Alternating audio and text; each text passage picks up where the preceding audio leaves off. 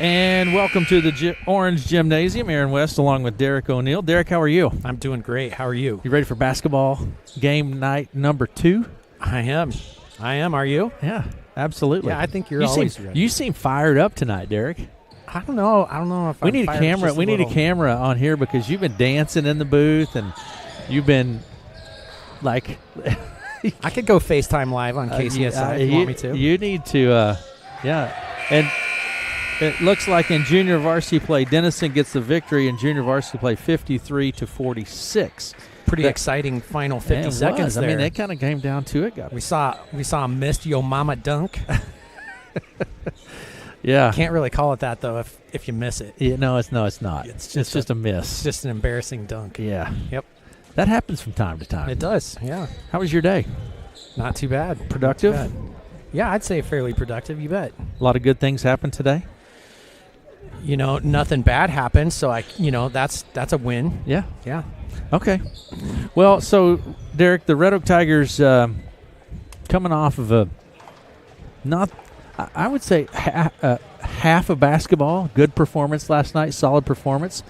And like visiting with Coach Bruce, that second half was a little rough for the Tigers. Coming off of that performance last night, I really think the Tigers have an opportunity for a victory here tonight. Yeah, I think it's you had a long break, a lot of good practice. That's kind of, like he said, putting together 4 solid quarters of basketball here. And I think the Tiger girls varsity team can come away with a W. They have all the tools to be able to do that here tonight against Denison. So I'm looking forward to that. And the Denison Monarchs actually on the court at the moment, warming up. So we're probably 15 minutes away. Actually, probably a little more than that away from the opening tip of varsity girls play here tonight in Red Oak. So if you're in the area, I would encourage you, hop in your car and come on down and watch a basketball game. Watch 2 basketball games because the boys' game's after this. Yeah, absolutely. We'll be joined, Matt Davis will be with us in that game. Right on. So looking forward to that as well. All right, Derek, let's do this. Let's take a break, check in with our sponsors, and as I always say, make note of our sponsors. And when you have the opportunity, make sure you tell them thank you for making it possible for us to be here and broadcast high school basketball. We sure love to do it. Basketball is a fun sport. It's an intense sport. It is. It's physical. As a volleyball dad also, I can tell you there's a lot of it's just a lot different from this side, next to you calling it. And as we were, discussing a little bit before we got on the air. So, yeah. Come on down. All right, we'll be right back after this. Make note of our sponsors, and when you have the opportunity, say thank you for making it possible for us to be here.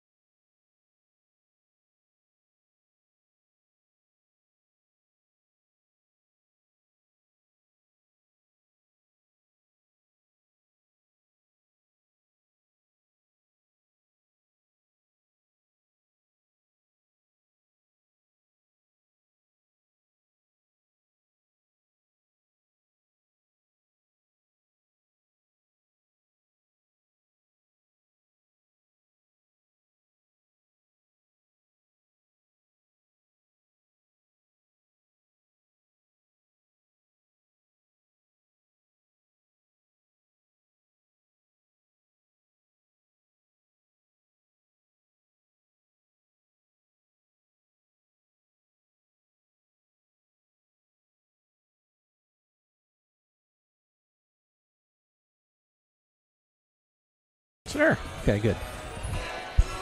So I use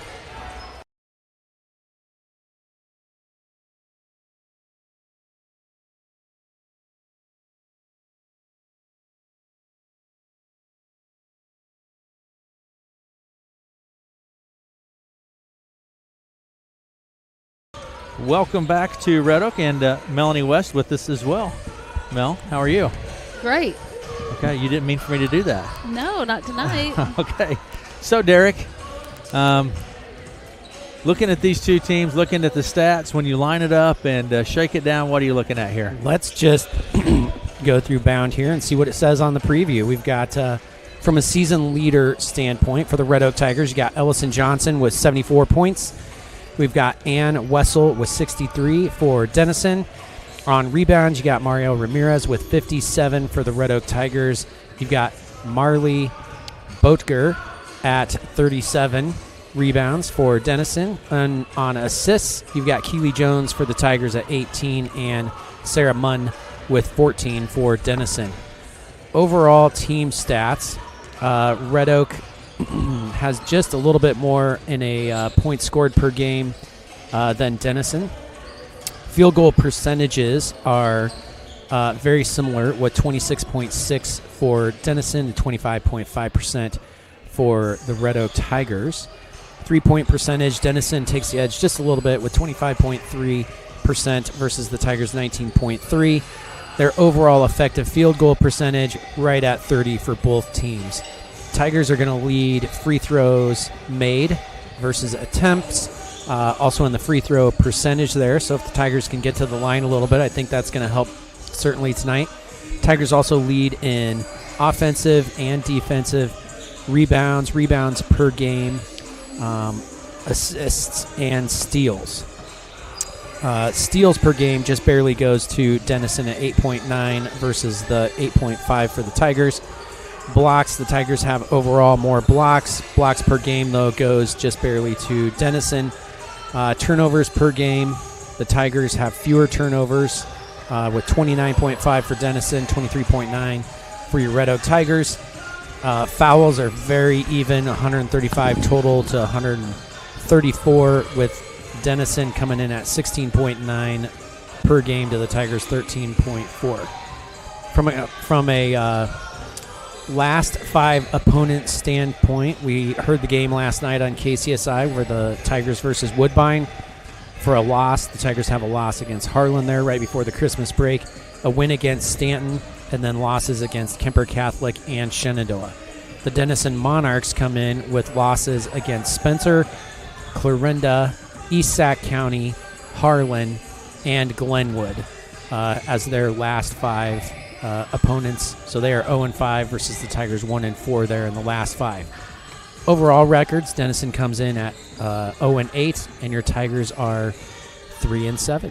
So, Derek, that said, on paper, does this game go to Red Oak or does this game go to Denison on paper? Well, I'm going to look at two key stats there, all right? So I think that's going to be the fouls per game. Is Denison takes that stat with 16.9 to the Tigers' 13.4, and then you go up to the free throw percentage with the Tigers at a 61.4% to the Denison's 48.7. I'm going to look at those and say that gives the Tigers an edge overall. Yeah. I think everything else is kind of right there, dead even, and hopefully that free throw percentage and making those free throws when you go to the stripe. Yeah. Works out for the Tigers tonight. It's hugely important, that is for sure. Really, you have to show up and play the game. You look at it on paper, and there are a lot of different arguments, every different way, but you have to show up and play the game. Absolutely. Take care of the ball, play well, don't turn the ball over, hit your free throws, those fundamental things that we always talk about. Make the easy shots, the chip shots underneath, hit the boards hard, those sorts of things. You do that and see where the chips fall. So yeah, if the Tigers can, effectively beat a press tonight, which we've seen them do that several times throughout the year. It's caught them off guard a couple of times too. And if we can really see them rebound, box out and rebound, I think those are going to be some key factors as well. I think last night, after about the first quarter, they'd really turned it around, and their rebounds, boxing out and rebounds were much better. You didn't see those second and third attempts by the opposing team there that we saw kind of in that first quarter there. Very good. Let's take a break. We're going to be we will have basketball all night here tonight on KCSI. You can listen to this game, Varsity Girls game. It'll tip at about 6 o'clock, so here in a few minutes, and that will be followed by Varsity Boys. We'll be back after these messages.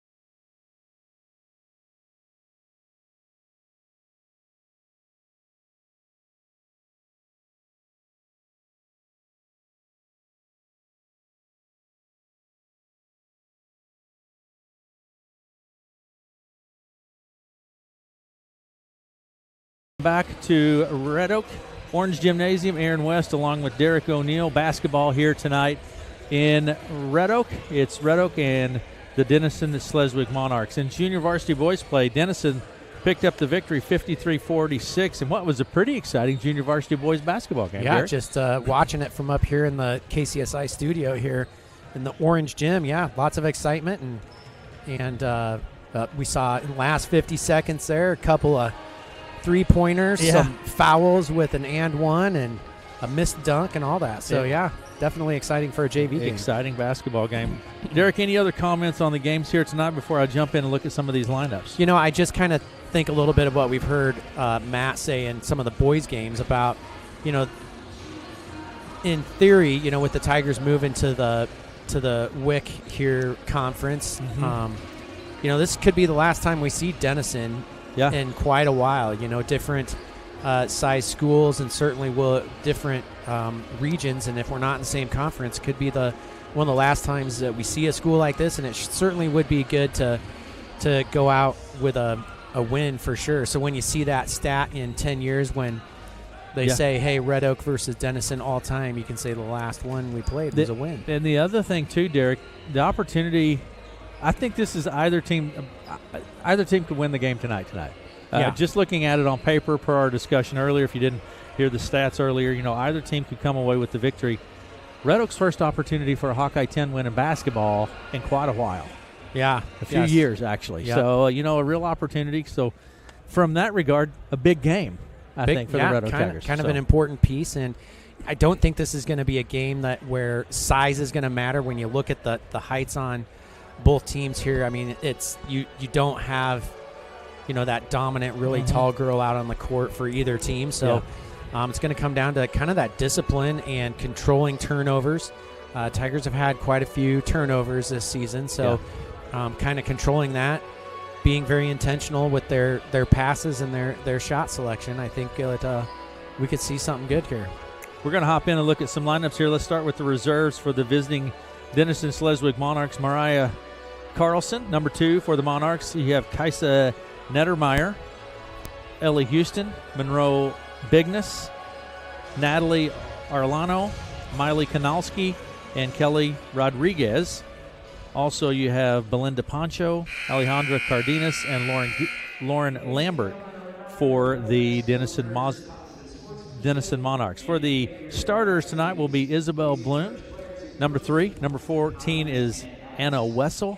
Lily Morgan at number 2. Marlee Bacher, number 30, and Sarah Munn for the Monarchs. Those are your starters tonight for the Monarchs. So the Red Oak Tigers, the entire lineup includes Keely Jones, Ellie O'Neill, Kaylee Erickson, Anna Torres, Miley Johnson, Ellison Johnson, Natalie Johnson, Mario Ramirez, and Emily Siebenecker.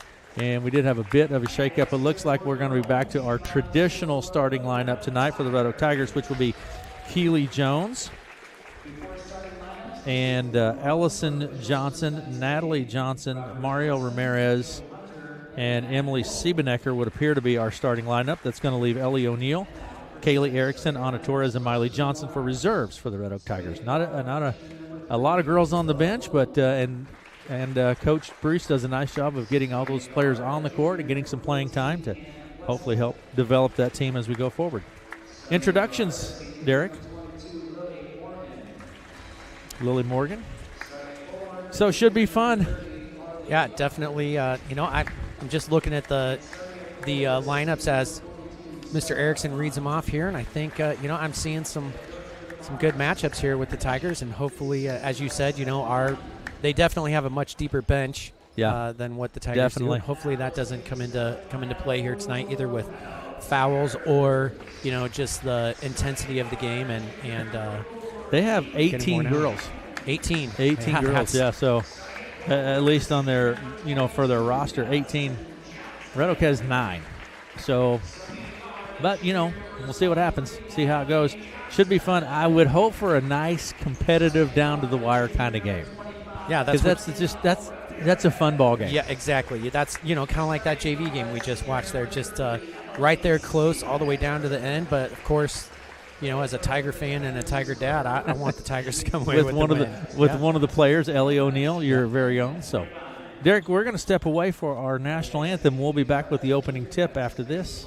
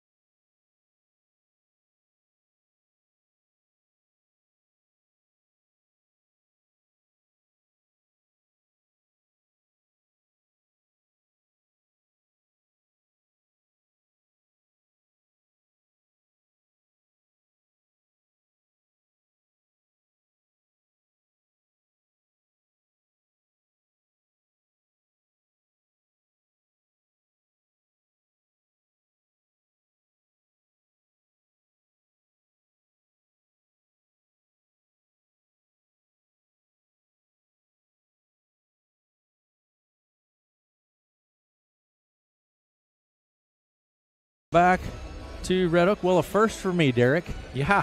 A first for me. Me The too. official, and I wish I knew his name. We see him a lot. Came over and sang the national anthem with Vern. That was Pretty cool. First time I've ever seen that. I'm sure it's happened, but I'm going to we go to a lot of ball games, Derek. And see if Coach Erickson will tell us who that is, and we can give him a proper shout-out on the radio. You here. bet. That's cool. Yeah. Again, we see this official a lot through, course of play. At center circle is Munn for the Monarchs. Tipped into the backcourt. Coming away with it is Bacher to Morgan. Blum with the ball. Top of the key. Goes to the left side to Bacher. Down underneath the Munn on the floor. Back to Bacher. Marley Bacher with the ball. Down to the corner we go, and that was Wessel. It's knocked out of play, but last touch by the Monarchs. Tigers ball. Here we go.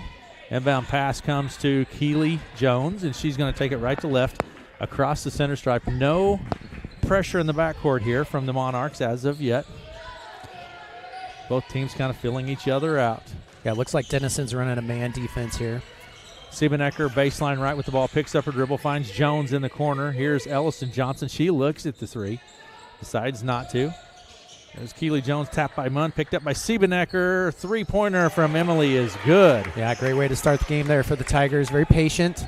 Emily gets the opening, takes the three, knocks it down.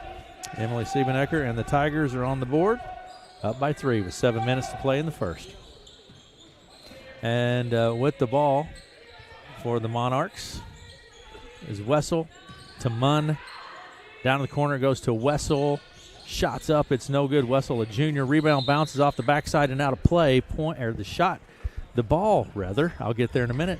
If you cover all of those items, you eventually get there, Derek. Yes. Resulting in Red Oak's ball. Yes, Red Oak with the ball. Across the timeline is Keely Jones to the top of the key. Round to the right side, bounce pass to Natalie Johnson to the foul line. I think that's a double dribble. Yep, double dribble on the Tigers. Monarchs ball. 6:37 to play in the first. That was Bloom to Munn. Back to Bloom, top of the key. Down underneath it goes to Blum, or to Munn. Down underneath it goes to Blum, or to Munn. Foul. Fouls on Ellison. Fouls on Ellison Johnson. Mm-hmm. That's her first. That's first team foul. That's her first. That's first team foul. First foul of the ball game, in fact, on Ellison. That's her first. So it looks foul of the ball game, in fact, on Ellison. That's her first. So it looks like Red Oak's running their 2-3 zone that they ran last night. They've run past several games. Munn's first shot is good. It'll be a 2-shot opportunity here for Munn. And second shot for Munn is good. She gets them both.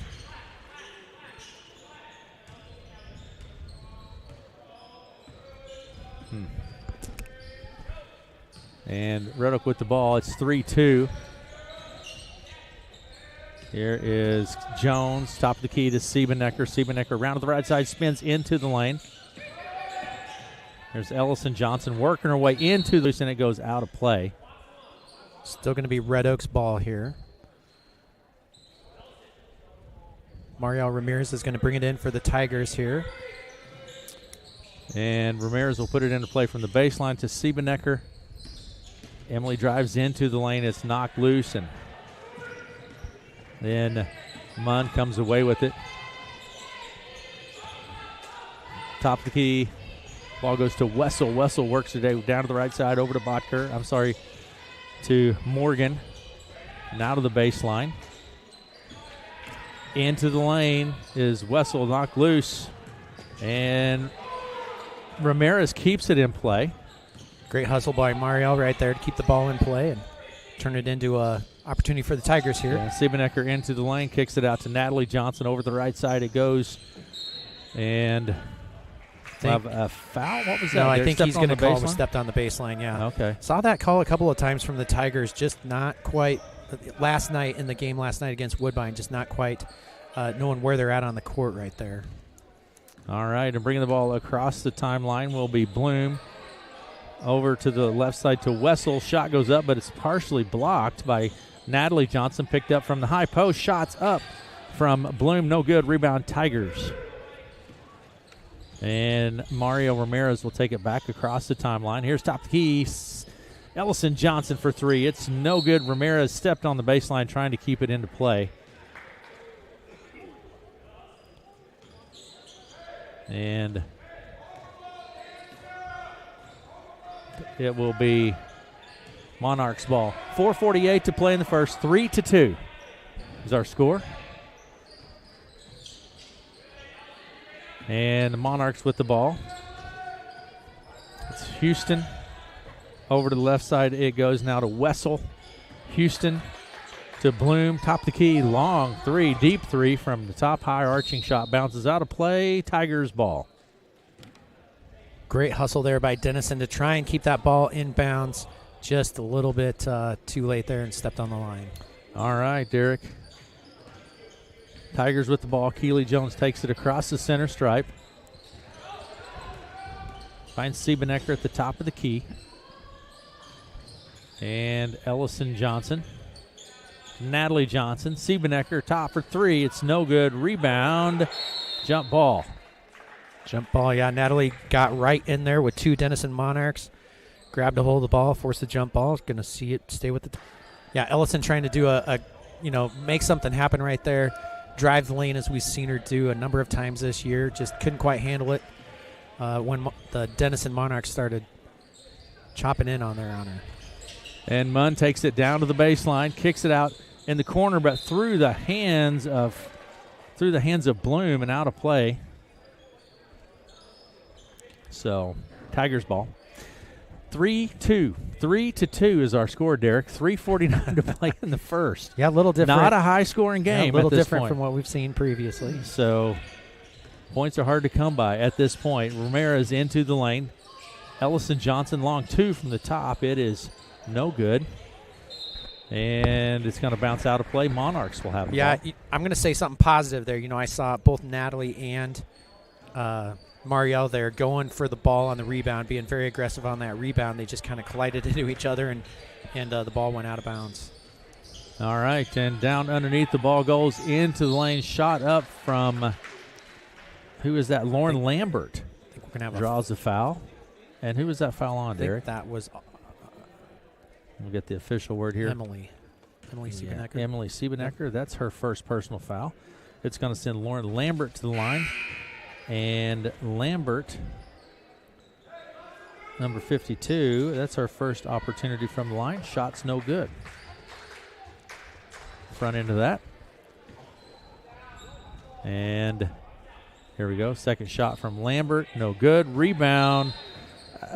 Ellison Johnson had position, and I believe Munn went over the back. Yeah, Sarah Munn commits the foul. That's the first personal foul on the Monarchs here yet this evening. Yeah, very disciplined. They've probably looked at that stat line with fouls and free throws also, and don't want to give away any free opportunities. And Erickson into the game now. Out top the key it goes to Siebenecker. Emily pulls up from the left elbow and drops it. Emily Siebenecker for two. Yeah, good job by Emily finding that open spot there right at about the free throw line, knocking it down for the Tigers. 5-2 is our score. Out on the right side, Munn. She drives into the lane off of the glass, off the back of the rim. No good. Rebound on the floor. I think we're going to jump ball. Yep, jump ball. Yeah, good to see the Tigers in there on the rebounds. They're getting in position, trying to get that ball. We see a lot of jump balls called with the refs trying to, keep control of the game there. Mm-hmm. Inbound pass to Munn. Down in the corner now. Shots up. It's no good. And the Monarchs come away with it. Munn with the ball. Top of the key it goes to Nettermeyer. Out on the right side now to Wessel.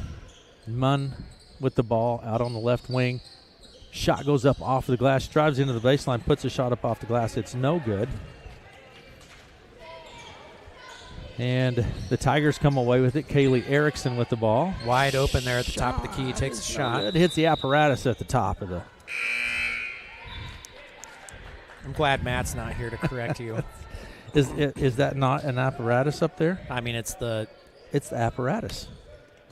The pole that holds the backboard and the hoop. That's what it is. Yeah. 5-2. Red Oak with the lead. 2 minutes to play in the first. Red Oak leading. Good defense there by the Tigers. And jump ball, Derek? He called the jump ball, yeah. I believe so, yeah. 2 minutes to play. 5-2 is our score. And Erickson with the ball right to left across the timeline. Shot, or actually it's going to be tapped loose by Houston. Bringing the ball across the timeline is Bloom. Here's a shot off the left wing. A three-pointer from Ellie Houston. Yeah, three-point bank shot there by Off of Denison. the glass from the left wing. Tie it up here with under 2 minutes to go. Down in lane goes Erickson back out. She tries to kick it back out to Ellie O'Neill, but draws the foul in doing so. Foul, I think, is on Houston there. Did he? We're tied up at 5 here. Yeah. And, yeah, foul's on Ellie Houston. That's her first. So, inbound pass comes from the baseline. Ramirez out to Keely Jones on the right wing. She drives down to the baseline, picks up her dribble. Tapped and stolen. Nice job by Bloom. Bloom left to right across the timeline, quickly down to the left wing. Bloom with the ball. Kick right across the timeline, quickly down to the left wing. Bloom with the ball. Kicks it back top of the key to Wessel. Deep three-point, high arching shot. No good. It's going to bounce out of. So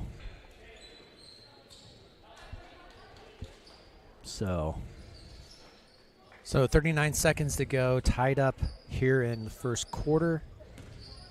See if the Tigers try to work it down for a one shot. One shot kind of There's, scenario. what, about a 2.5 second differential between the shot and the game clock. O'Neal takes it into the lane and draws the foul. Ellie will go to the line for 2. Shots on the Monarchs, and it's on Houston. That's 2 on Houston. Ellie O'Neill at the line now for the Tigers. Her first opportunity from the line tonight. And shot from Ellie is good.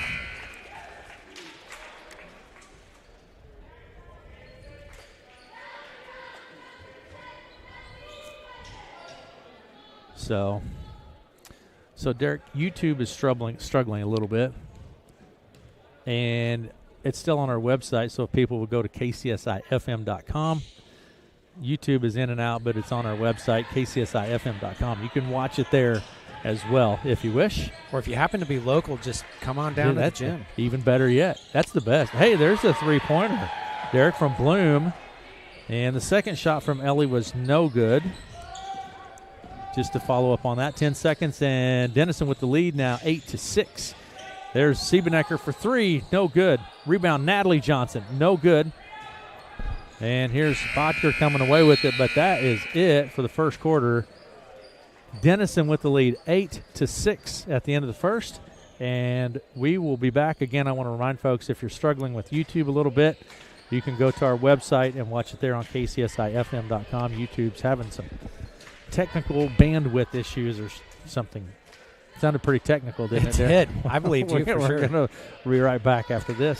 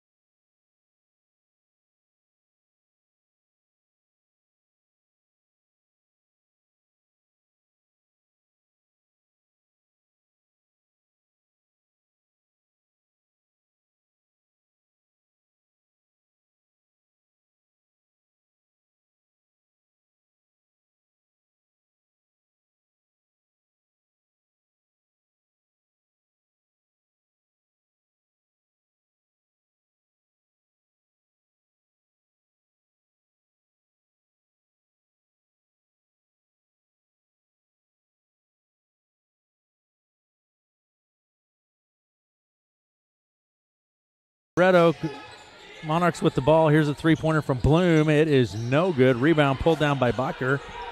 Bacher with the ball. Baseline right. Bloom for 3. No good. Rebound on the backside. Natalie Johnson for the Red Oak Tigers. Here's Ellison. Johnson across the timeline. Right to left across the timeline. Down in the corner it goes to Ramirez. She takes the 3. It's no good. Munn with the board. Munn lets the traffic clear and now gets it to Bloom. She takes it to the top of the key. Stolen by Jones. Nice job by Keeley to reach up and steal it. Siebenecker into the foul line, kicks it to Keeley Jones, top of the key, over the left side. Ellison Johnson for three. It's no good. Rebound pulled down by Bloom. Isabel Bloom, she's kind of all over the place, Derek. Yeah, she's definitely a hustler out there. And inside it goes to Munn, knocked loose, picked up by Natalie Johnson to Ellison Johnson, and Ellison will take it right to left across the timeline, down to the right side to Keeley Jones, running jumper, and she draws the foul. So Keeley will go to the line for two. Not sure who that foul is on, but it is on Lily Morgan. That is her first personal foul. And it's going to send Keeley Jones to the line. Keeley's first opportunity from the line here this evening. First one's good for Keeley. And it's 8-7. Denison with the lead with 6:46 to play in the half. Second shot from Keeley is no good. And Monarchs with the ball. Munn into the lane, picks up her dribble out on the right side now to Botker. Botker takes it to the baseline. Here's the three-pointer from Wessel, and she snaps the net off the right side. And Wessel. And it's 11-7. Denison with the lead with 6:20 to play in the half. Ellison Johnson with the ball out top. Goes right to Natalie Johnson. Natalie takes it to the baseline. She's double teamed. Finds back around now to Siebenecker. Three from Emily is no good. Rebound Munn. Munn pushes it left to right across the timeline, near side of the court. Knocked loose. Ellison Johnson chases it down at the baseline, but she is double teamed, and we're going to have a timeout on the court. We'll take that with them and be right back after this. 6 minutes remaining in the half. 11-7 is our score, and we'll be right back after.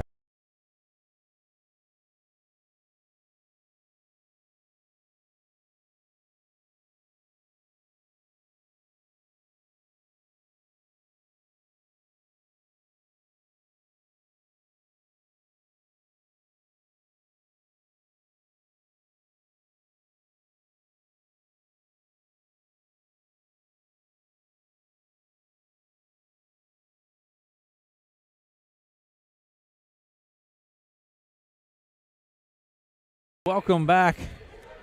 And here we go. Full court press now coming from the Monarchs. Inbound pass to Siebenecker to Ramirez out on the left wing. Mario with the ball over to the right side to Jones. Here's Ellison Johnson for three. It's no good. Rebound Botker. Botker to Bloom. Bloom slows it, lets the traffic clear. Now goes left to Morgan. Three-pointer from Wessel is no good. Rebound underneath Mario Ramirez. She's going to slow it up just a bit. Take it across the timeline down to the right side. Over to Siebenecker to Jones for three off the left. It's no good. Rebound Botker underneath the basket to Bloom. 5:24 to play in the half. 11-7. Denison with the lead. Over to the left side to Wessel behind the arc. Left wing. Botker top of the key. She comes back right to Morgan. Now to Bloom. Bloom works her way into the high post, kicks it out to Morgan. Long two-point shot is no good. Rebound, Ramirez. Mario with the ball. And passes underneath. It's a little high. yeah, right idea there. Mario looking for the player underneath. I think that was Natalie Johnson there, looking for her right underneath the hoop, and just a little long on the pass. 11-7 is our score. 4:56 to play in the half. 11-7. Denison with the lead. Wessel with the ball, center circle. 4:49 to play in the half. Munn, she comes right to Munn, out on the right side. Knocked loose by Siebenecker. Chased down by Munn near the center stripe. Now to Botker over to the left side to Wessel. Deep three there. Yeah, high arching shot. Botker's there with the board. Putback is not there. She'll be tied up.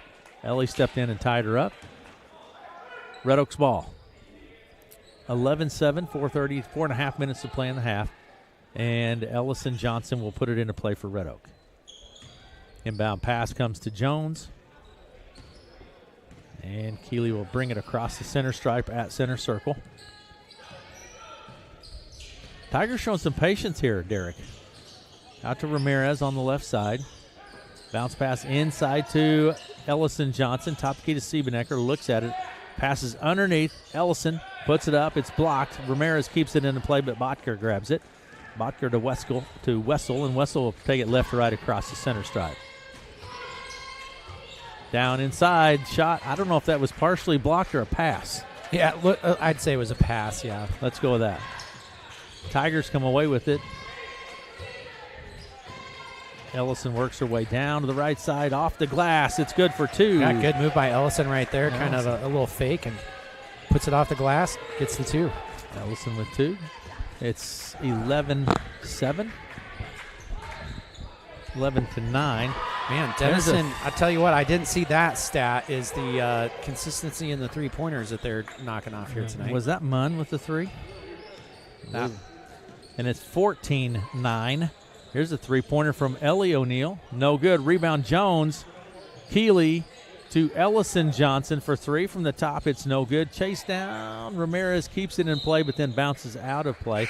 Nice effort by Mario. Yeah, you mentioned earlier the Tigers are being a little more intentional with their passes and their shot selection here than what we've seen. Not forcing a pass to the inside, or definitely fewer turnovers here by the Tigers here tonight. Inside it goes to Lambert. Travel with the ball. So it turns it over to the Tigers. And now 3 minutes remaining in the half. 14-9 is our score. Erickson to Ellison Johnson around to the right side. Picks up her dribble, and she is tied up. So that's going to go to Denison. Denison's ball. The inbound pass comes to Bloom. And Bloom is a freshman, Derek. Again, good ball player. Lambert down the corner to Wessel. Now to Bloom out on the left side. I'm sorry, Houston out on the left side. Now to Wessel. She looks at the 3. Decides not to. Goes to Munn. Munn takes it into the lane. Running jumper off the glass. No good. Rebound, Ellison Johnson. Ellison takes it back across the center stripe, pushes it underneath to Kaylee Erickson, pulls up. Little jumper is good from Kaylee. Yeah, good job by the Tigers there. Find the open player, comes away with a high percentage shot. Kaylee scores. Moves us to win within 3 here. Yeah, 14-11 is our score. I must have missed it. Oh, there we go. I figured it out. And Munn takes it down to the baseline, double team, and she draws the foul. I think they're going to. It's on Emily. Yes. Emily Siebenecker gets whistle. Her second. And it will be Monarchs ball. Munn will put it into play from the baseline. Sarah Munn to Wessel in the corner. Here's the three-pointer from Bloom. It's no good. Rebound Lambert, but she stepped on the baseline. Red Oaks ball. 14-11 is our score. 2 minutes to play in the half. Erickson will have the ball right to left now across the center stripe. Erickson with the ball. Pressure from Munn. Now to Ellison Johnson to Ellie O'Neill. In the lane out to Siebenecker. She's open for 3. It is no good. Bounces around and bounces out. Wessel now outlet pass to Munn on the other end, but she loses the handle and chases it down at center circle. And then just a pass. Kind of a little miscommunication, yeah. Derek. Threw it right to 2 players that are right in the same area, and it bounces out of play. Yep. 14-11, a minute and a half to play here in the first half. Jones and Johnson, that's Natalie Johnson, come into the game, and Ellie O'Neill and Ellison Johnson check out of the game. Jones with the ball, comes around left side to Siebenecker. Pressure on Emily. Here's Jones for the 3. No good. Rebound, batted out of play. And the Monarchs. Yeah, good job by Marielle, though, to get herself in position for that rebound. Just, one of the basketball circumstances, and it goes out of bounds. So substitution set. Here we go. Monarchs ball. Inbound pass comes to Bloom. Bloom will bring it and take it left to right. Top the key again. Am I looking at that right? Yeah. She's a freshman. According to your chart, she is a freshman. She's a freshman. Here's a shot from Bloom. It's no good. Are you putting down my chart? I felt like there's a little bit of underlying. I'm not putting down your chart. I like your chart. Here's a shot from Erickson. No good. Ramirez is there. It's stripped out of play. Last touch Monarchs. Tigers ball. Nice big text so I can It is. read it. I like it. Yeah. Spots it's to make really, notes around it. It's really good. Yeah. It's really impressive. And it only took you a minute. That's right. You can whip right through those things in today's world. Lots of things to help. 54 seconds remaining in the half. Bounce pass into Ellison Johnson. She puts it up. Rebound Botker. Botker to Munn. Now to Bloom. Bloom's going to slow it down. 45 seconds on the clock. Swings it around left side to Nettermeyer. Need to watch out for Wessel. She looks at that long three there. There's Bloom with the ball. Right side. She takes it into the lane. Bounce pass to Nettermeyer. Shots up, no good. Rebound, or coming away with it, rather, Ellison Johnson. 25 seconds over to the left side to Siebenecker. Jumper from Emily is up. It's no good. Rebound, Ramirez. Down at the baseline. She's triple teamed under there and draws the foul with 14 seconds on the clock. Foul's going to be on the Monarchs. I'm not sure who. It's Wessel. Let's see who that's attributed to. Marielle will go to the line. And this will be her first opportunity from the line tonight. Shot in, rattles through. Only the second foul of the quarter here by the Monarchs. Pretty remarkable. I mean, honestly, when you look at those stats, it is pretty good. Second shot from Ramirez is no good. Rebound, chase down, out of play, last touch Tigers. And the inbound pass will come from Wessel. Wrestle to Bloom. 10 seconds on the clock. Munn, Bloom, top of the key, 7 seconds. Bloom into the lane, stripped loose on the floor. And we're going to have a jump ball. About 4 players on the floor.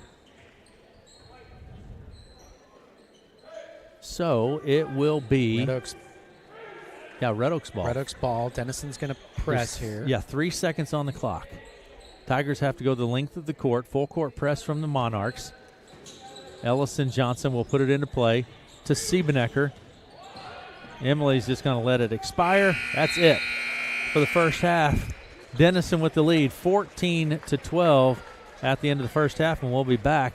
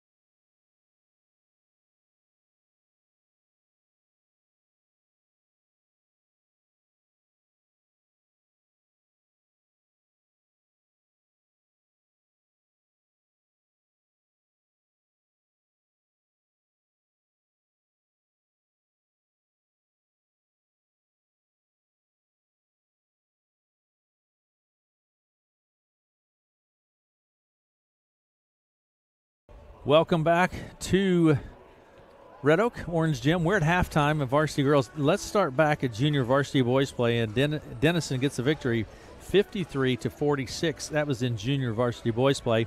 At halftime, Denison has the lead 14-12. Let's take a look at the stats, and we'll start first with the visiting Denison Monarchs. Isabel Bloom has 3 points here in the first half.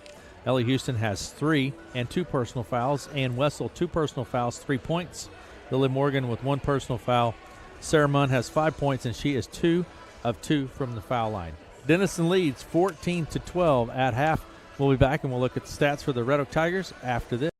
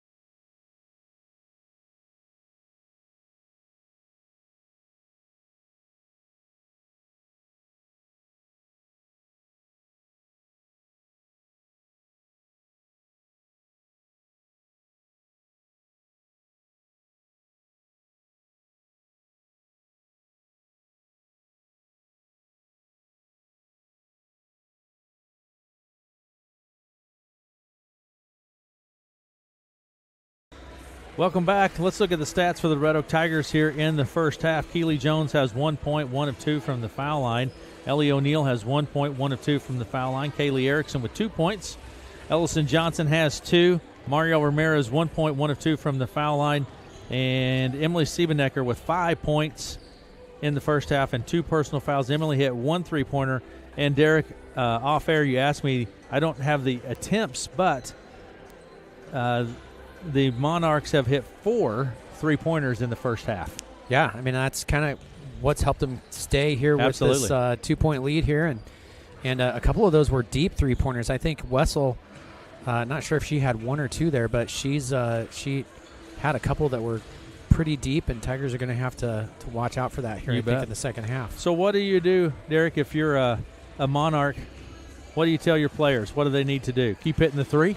I mean, keep looking for that open shot. It looks like they have a fairly balanced, offensive attack here with the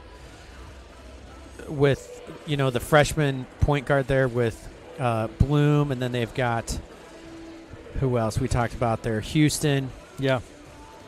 Munn. Munn's attacked the basket a couple of times. I don't know how many points you said she has had 5 points. 5 points. Yeah. She's one that certainly could take control in the second half here. So I'd say they need to keep up what they've been doing. And what about for the Red Oak Tigers? For your Tigers, honestly, I've liked what I've seen so far for the Tigers. They just haven't gotten a lot of their shots that fall. Keep shooting the ones that they're shooting. I honestly really like when we see Emily drive just a little bit and then pull up for a jumper. Yeah. Not having to shoot the 3-pointer the whole time. And then for sure, keep boxing out and hammering those boards. Need to own that rebound stat for the second half here. And both teams very, very low on the foul numbers for the entire first half there. No one really has foul trouble, I would say, at halftime here. Yeah, so. I mean, so that honestly hasn't come into play kind of the way I thought there in the pregame with, fouls and free throw attempts. So really both teams being very conservative, I guess, from the defensive aspect and the aggressive fouling.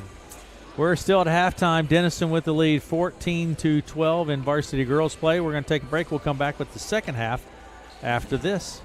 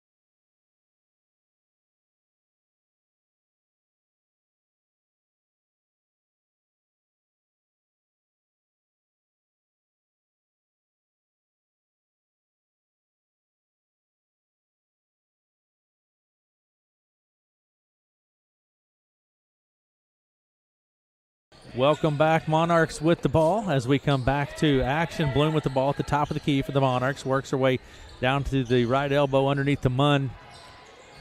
Munn kicks it back, top of the key. Shot from Morgan is good. The three-pointers continue. Yeah, coming right out, not wasting any time. Lily Morgan hits the three at 17-12. Monarchs with the lead. Out on the right side, Siebenecker takes it down to the baseline. Here's Mario Ramirez with the three. No good. Rebound underneath Botker. Out pass. Wow, Denison really pushing up the ball up the court here. Wessel. Now Blum takes the 6-foot jumper off the left side, and it's good. The Monarchs come out on fire here in the second half. They definitely are looking for that quicker outlet and push it down the court there on that. 7 minutes to play in the half, and it's 19-12. Monarchs with the lead. On the left side, Ellison Johnson to Ramirez. Here's Jones. Natalie Johnson into the lane, kicks it out to Ellison Johnson. She takes it into the lane. Foul on the play. It looks like Lily Morgan's going to pick up her second personal foul. Get the official word. That is correct. Ellison Johnson now will go to the line. And Ellison has 2 points in the game, but she has not been to the line. First opportunity from the line, and she makes this one count. Shot is good. 19-13. Denison with the lead. Here's the second shot. Ellison snaps the net with that one as well. Great job by the Tigers there, just converting those free opportunities. Blum takes it across the timeline, out on the right side to Wessel. Now to Morgan. Right side Botker underneath the Munn at the right elbow, actually. And she thought was going to tie it up, but works her way out of it. Blum with the ball, top of the key. Tapped by Jones, picked up by Wessel. Stepped in and stolen there. Nice job, Ellison Johnson. Step in and steal it. She takes it back left to right across the timeline. Right elbow out on the right side. Long two from Natalie Johnson is good. Yeah, good job finding the open player there. Natalie converting for 2 points for the Tigers. And it's 19-16. Denison with the lead. Out at the top of the key is Morgan. Left side Blum. Looks at the three. Drives the baseline underneath. Puts it up. It's no good. Rebound Ramirez. Ramirez pushes it across the timeline. Into the lane, Siebenecker, a little jumper off the baseline right is good for two. Emily Siebenecker picks up a couple more for Red Oak. Yeah, I'd like to see that little quicker tempo there by the Tigers in transition. It's a 1 point ball game, Derek. 19-18 with 5:40 to play in the third. Here's Bloom with three. No good. High arching shot. She follows it, gets her own board, puts it up. No good. Rebound underneath on the floor. I think we're going to have a jump ball. I think that should. We're all looking at each other. What do you see? I would have called travel, a jump ball. I saw a double dribble. That's jump ball. It was one of those that there's about three different calls that could have been made. Yeah, well, frankly, it's Tigers ball. Yep. And that's kind of all that matters in this fans world. this dad's world. There you go. Inbound pass comes to Jones. 5:24 to play in the third. 19-18. Denison with the lead. Jones to Siebenecker. Drives the baseline on the right side. Munn is there. And Munn gets whistled for the foul. Yeah, pretty aggressive defense there by Munn. Not really wanting to get beat there on the baseline. And that will be her second personal foul. Second team foul on Denison. Tigers ball at the baseline, and inbound pass comes from Siebenecker to Johnson. To Ramirez, now to Siebenecker in the corner. She takes the three. It's no good. Rebound pulled down on the backside by Houston. Houston to Bloom, and Bloom takes it across the stripe. Over to the right side to Houston. Munn now at the top of the key. Into the lane. She's tripped up on the play and foul. I think it's going to be on Jones. Nope. No, Siebenecker. It's on Emily. That's her third. So fouls may start to stack up here. That's her third personal foul. And inbound pass will come from Bloom at the baseline. Here's the three-pointer from Houston is no good. Rebound, Munn to Wessel. She comes around, puts it up from the baseline right, no good. Rebound chased down by Blum. Plenty of opportunities for Denison here. Here's the three-pointer from Houston on the right side. No good. Bloom again gets a hand on it. Pulled down now by Ramirez. Ramirez back left to right across the center stripe, down to the right side. Baseline right, Natalie Johnson fakes it, drives the lane. Nice move by Natalie, and she draws the foul. Yeah, great move by Natalie there. A little fake and driving in there with her left hand. Fouls on Bloom.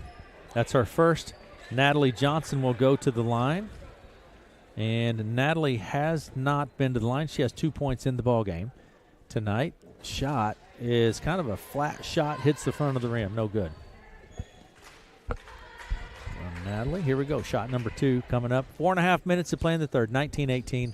Now we're tied up at 19 apiece. Natalie gets the second one. And the inbound pass to the Monarchs. And we have, what, a timeout on the court here. And we will take it with them. We'll be right back after this. Tied up at 19 apiece, 4:25 to play in the third. We'll be right back.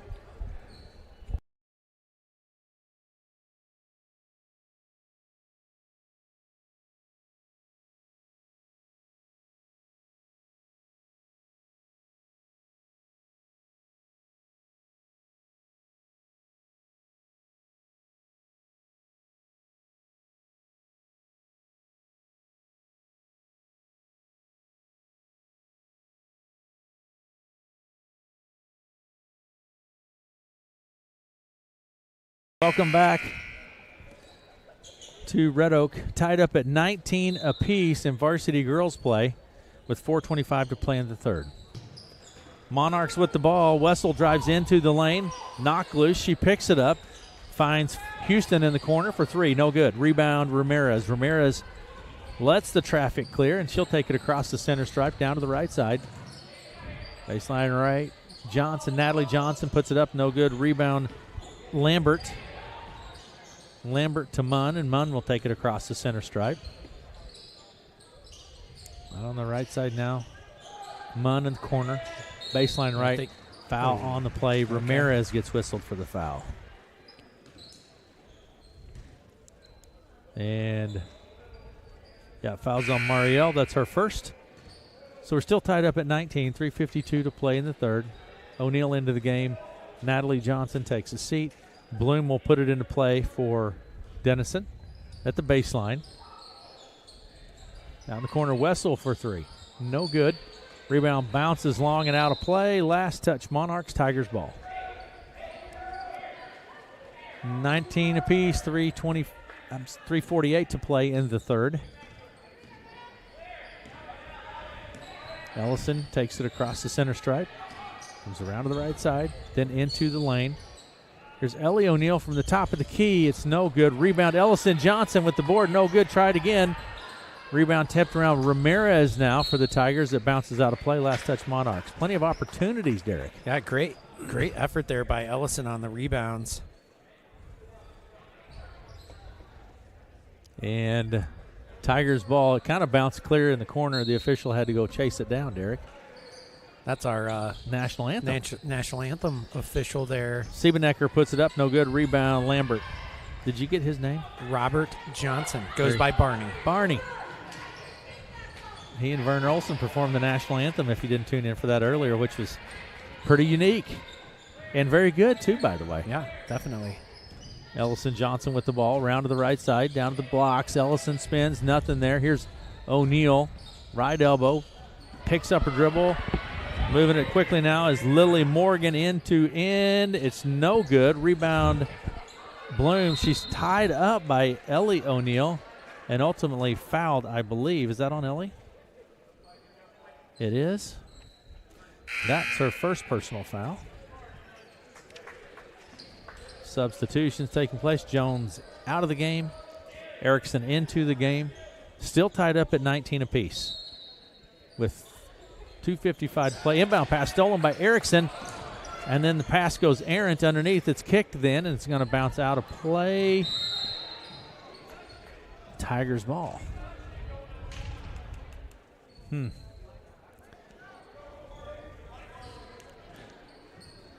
And it's tied up at 19. The inbound pass will come from Lily Morgan to Bloom. Bloom right to left across the center stripe over to Morgan on the right side. She drives the baseline, picks up her dribble. Now back to Houston for 3. It's no good. Rebound Bloom. Bloom to Botker on the left wing. Bounce pass top key to Bloom for 3. High arching shot, no good. Rebound. Nice job by Siebenecker to box it out there. Ellison Johnson comes away with it eventually. Ellison works her way right. Erickson now with the ball. And Siebenecker spins her way into the lane. Munn strips it loose. It's picked up by Morgan. Knocked out of play. Tigers will keep it. Last touch, Monarchs. Nice defensive effort there by Erickson. 2:04 to play in the third, tied up at 19. The Monarchs have scored 5 points in the third quarter. The Tigers have scored 4. We've been tied up here at 19 for quite a while here. Yes, in we the have. third quarter. Inbound pass will come from Ramirez out to Siebenecker at center circle. Now to Ellison Johnson, top of the key, 2 minutes to play in the third. In the corner, Erickson looks at the three, drives. Stripped loose as she goes up, and we'll have a foul on the play that is on Morgan. Let's see who that is attributed to. That's the third for Lily Morgan. It's going to send Kaylee Erickson to the line. And Kaylee has not been to the line in the contest. Shot short off the front of the rim for Kaylee. Still tied up at 19. 1:57 to play in the third. Morgan comes out of the game. And checking into the ball game is Kilnowski.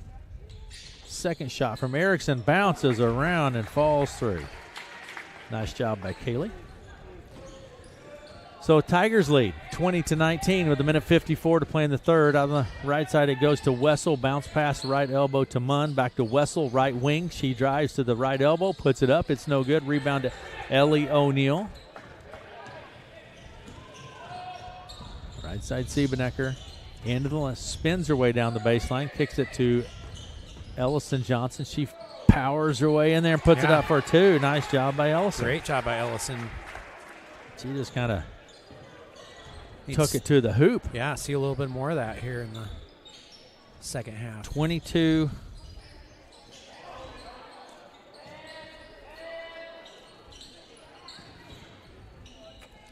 (22-19) is our score. 1:08 to play in the third. Monarchs with the ball. Shot from Bloom is up. It's no good. Rebound, Ellie O'Neill.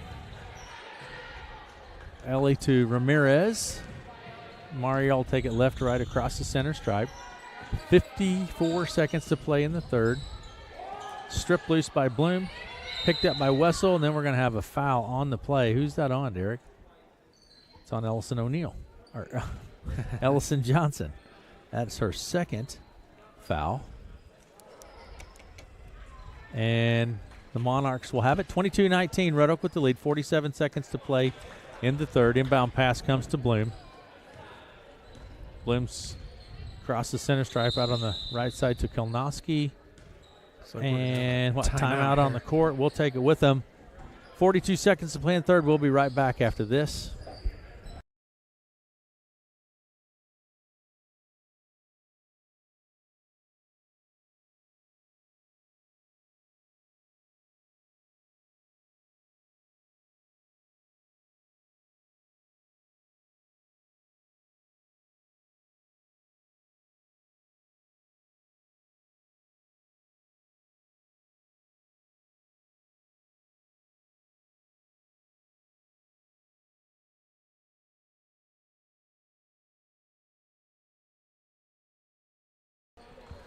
.42 seconds remaining in the third.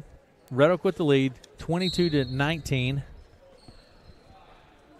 And Denison with the ball as we get for the set for the final seconds here of the third quarter. Here's a shot from Wessel off the right side. It's no good. Rebound Kilnowski to Bloom. Top of the key to Botker. Inside it goes to Munn. Blocked by Ellison Johnson. Jump ball.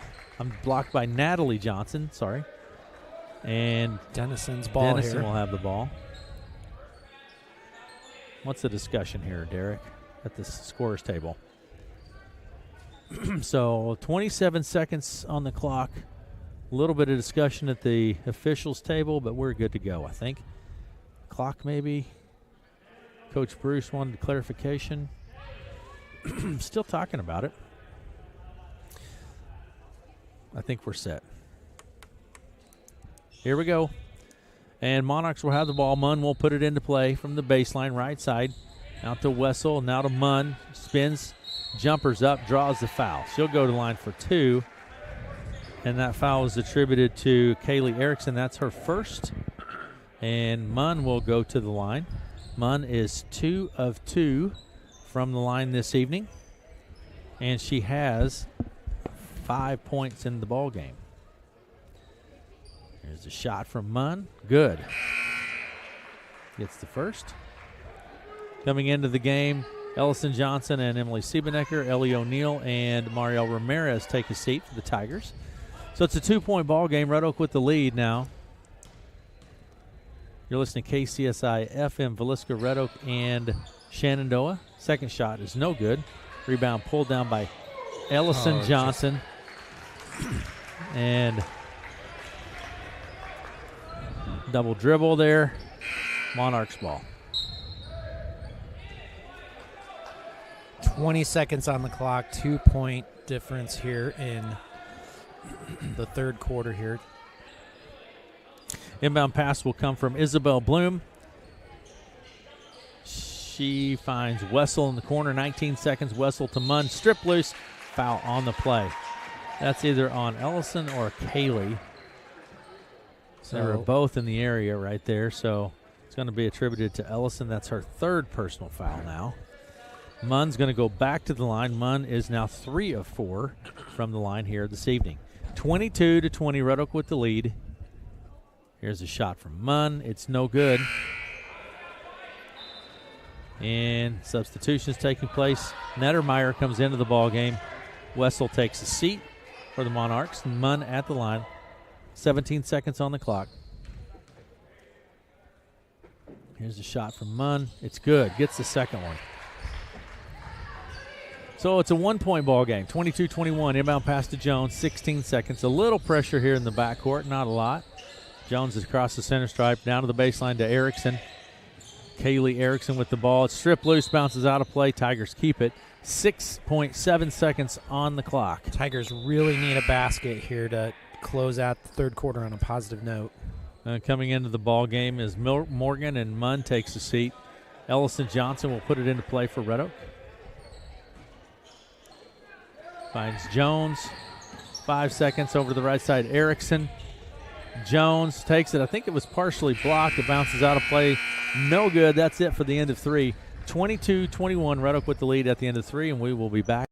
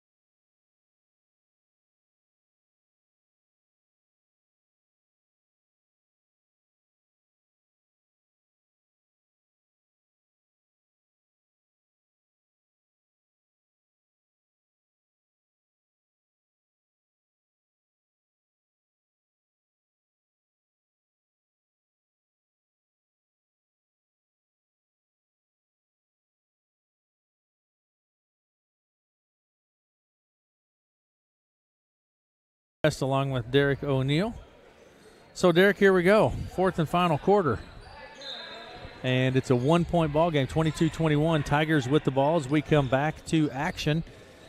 Jones at the center circle. She'll set the play for the Tigers. Works her way left, then back right. Passes to the left.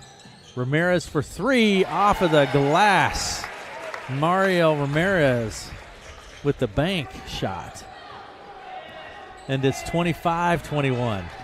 7:38 to play in the ball game. Red Oak with the lead. Down in the corner to Morgan. She works her way into the lane or near the lane underneath the blocker. She spins, puts it up. It's no good. Gets her own board and puts it back and in for 2. Marley Botker. And it's 25-23, 2-point lead for Red Oak. Red Oak with the ball. Jones now out near the center stripe, far side of the court. Works her way down to the left wing, then to the foul line. Siebenecker out on the left side. Finds Natalie Johnson. That's 2. It's no good. Rebound Ramirez on the backside. She draws the foul on the floor. Yeah, Red Oak coming out very intentionally running some offensive plays here that we haven't seen yet tonight, and getting some good looks right away here in quarter 4. Shot was from Bloom, or the foul was from Bloom, rather. That's her second. Ramirez with the ball, right wing, now in the corner to Siebenecker. Pressure from Munn. Siebenecker picks up her dribble, finds Jones. Jones into the right elbow, over the left side to Ramirez. Now to Natalie Johnson to Siebenecker. She takes the long 3 in and out, no good. Rebound pulled down by Morgan. Lily Morgan takes it across the center stripe on the left wing, then to the blocks, left side out to Munn for 3, baseline left. And she snaps the net. No, it's 2. Just 2, It's a 2-pointer. Tied up at 25 here. 6:23 to play in the ball game. And like Derek said, tied up at 25. Jones with the ball at the top of the key. Pressure from Wessel. Right side Siebenecker. She drives the baseline, spins her way in. Little jumper's up. It's no good. It's going to be pulled down by Botker to Bloom. And Bloom takes it right to left. Out to Munn on the right side. She takes the 3 off the right wing. This one is not there and bounces out of play. So we're still tied up at 25. 5:56 to play. And Jones brings it across the center stripe, top of the key. Now to Siebenecker. She hands it off to Ellison Johnson. Ellison works her way across the top of the key, hands it off to Natalie Johnson. She takes it down to the blocks and draws the foul. Yeah, great aggressive move there by Natalie, driving with her left hand towards the hoop. Getting fouled. Let's see if she can come away with some free throws here. Yeah, Wessel picks up her 3rd personal, and Natalie Johnson will go to the line. Swishes the net with the first one, Natalie does. Natalie is 2 of 3 from the line. She has 4 points in the game. So Red Oak now leads 26-25 with 5:37. Natalie gets them both. Yeah, good job, Nat. 27-25, Red Oak with the lead. And Monarchs with the ball. Wessel comes around to the left wing, then into the lane she goes. Kicks it out to the right wing. 3-pointer from Bloom is no good. Rebound Houston. Houston to Wessel in lane. Little jump hook, no good. Rebound Ellison Johnson. And Ellison will take it left, right across the center stripe. Looks at the long 2. Here's Siebenecker now off the right side for 3. It's no good. Rebound Botker. And across the timeline, Wessel out on the right wing. Skips it across to Munn. Bloom looks at the 3. That'd be a long 3-point shot. Not there. And the corner it goes. 3-pointer from Houston is no good. Rebound chased down by Munn at the top of the key. Then into the lane running off 1 foot. Jumper is good for 2. Great for Sarah move. Munn. Yeah, great move by Munn, driving the lane. Little floater of a layup there. Tied up at 27. And we're going to have a timeout on the court. Red Oak calls the timeout. We'll be back tied up at 27 with 4:34 to play in the 4th. We'll be right back after this.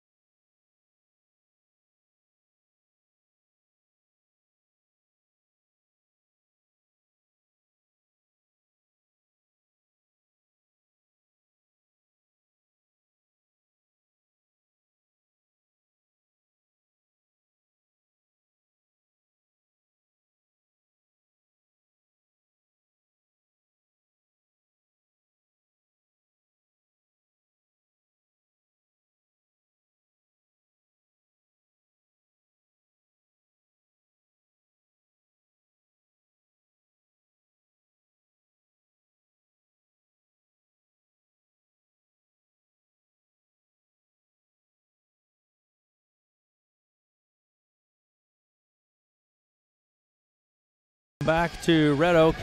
All right, Derek, 4.5 minutes to play in the ball game, and it's tied up. It's literally anyone's ball game. This is what you were talking about. You That's hoped for in a game, kind of in our pregame. Absolutely. I'd like to see it come right down to the end, and that's absolutely what we're having here. Tigers will have the ball. Erickson now with the ball, waiting for the play to go in motion here, and goes right to Ramirez.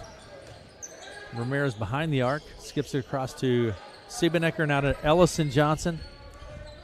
Ellison to Kaylee. Out on the right side. She takes it to the right elbow. Nothing there. Finds Emily. Siebenecker spins. Nothing there. Whistle for the travel, I do believe. Yeah, Tigers were doing a good job trying to be very patient there, move the ball around, find the open shot, and just kind of that pivot foot travel we've seen a couple of times this year from all of the Tigers. Yeah. Monarchs with the ball. Bloom, top of the key, passes underneath to Munn. Back out top of the key to Wessel. There's Houston. Now to Wessel behind the arc, 3:45. Still tied up. Botker to Munn. She drives the baseline. Bounce pass to Botker. She puts it up off the glass. No good. Rebound Munn in the lane. Around to the right side it goes to Bloom. Into the lane. Bloom puts up the jumper. It's no good. Rebound Ramirez. With 3.5 minutes to play in the ball game. Still tied up at 27. And Ellison Johnson now with the ball on the right wing, works away to the baseline, spins, jumper, no good, rebound Bloom. Bloom right to left. Across the center stripe, top of the key, a freshman for three. It's good. Bloom. Isabel Bloom. And Denison leads now 30-27. Yeah, your Tigers are going to have to find their offensive rhythm right here in the last 3 minutes of the game. Ellison Johnson takes it down to the blocks and puts it up. No good. Rebound Ramirez underneath. She puts it back up. No good. And this time Botker grabs the board. Botker to Bloom. 2:40 to play in the ball game. 30-27. Denison with the lead. Bloom with the ball at center circle. Passes right to Wessel. Wessel to Bloom. Top of the key. Over to the left side it goes to Houston. Houston to Bloom. Wessel takes the little, well, actually shot was blocked by Ramirez. Ellison Johnson comes away with it. She takes it in for the layup and draws the foul. Foul's going to be on Ellie Houston.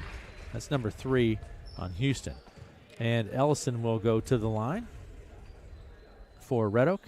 She has been to the line one other time this evening. Here's the shot. In and out. No good. Substitution coming into the ball game will be Morgan, and taking a seat, Houston. Timeout on the court. We'll take it with them and be right back after this.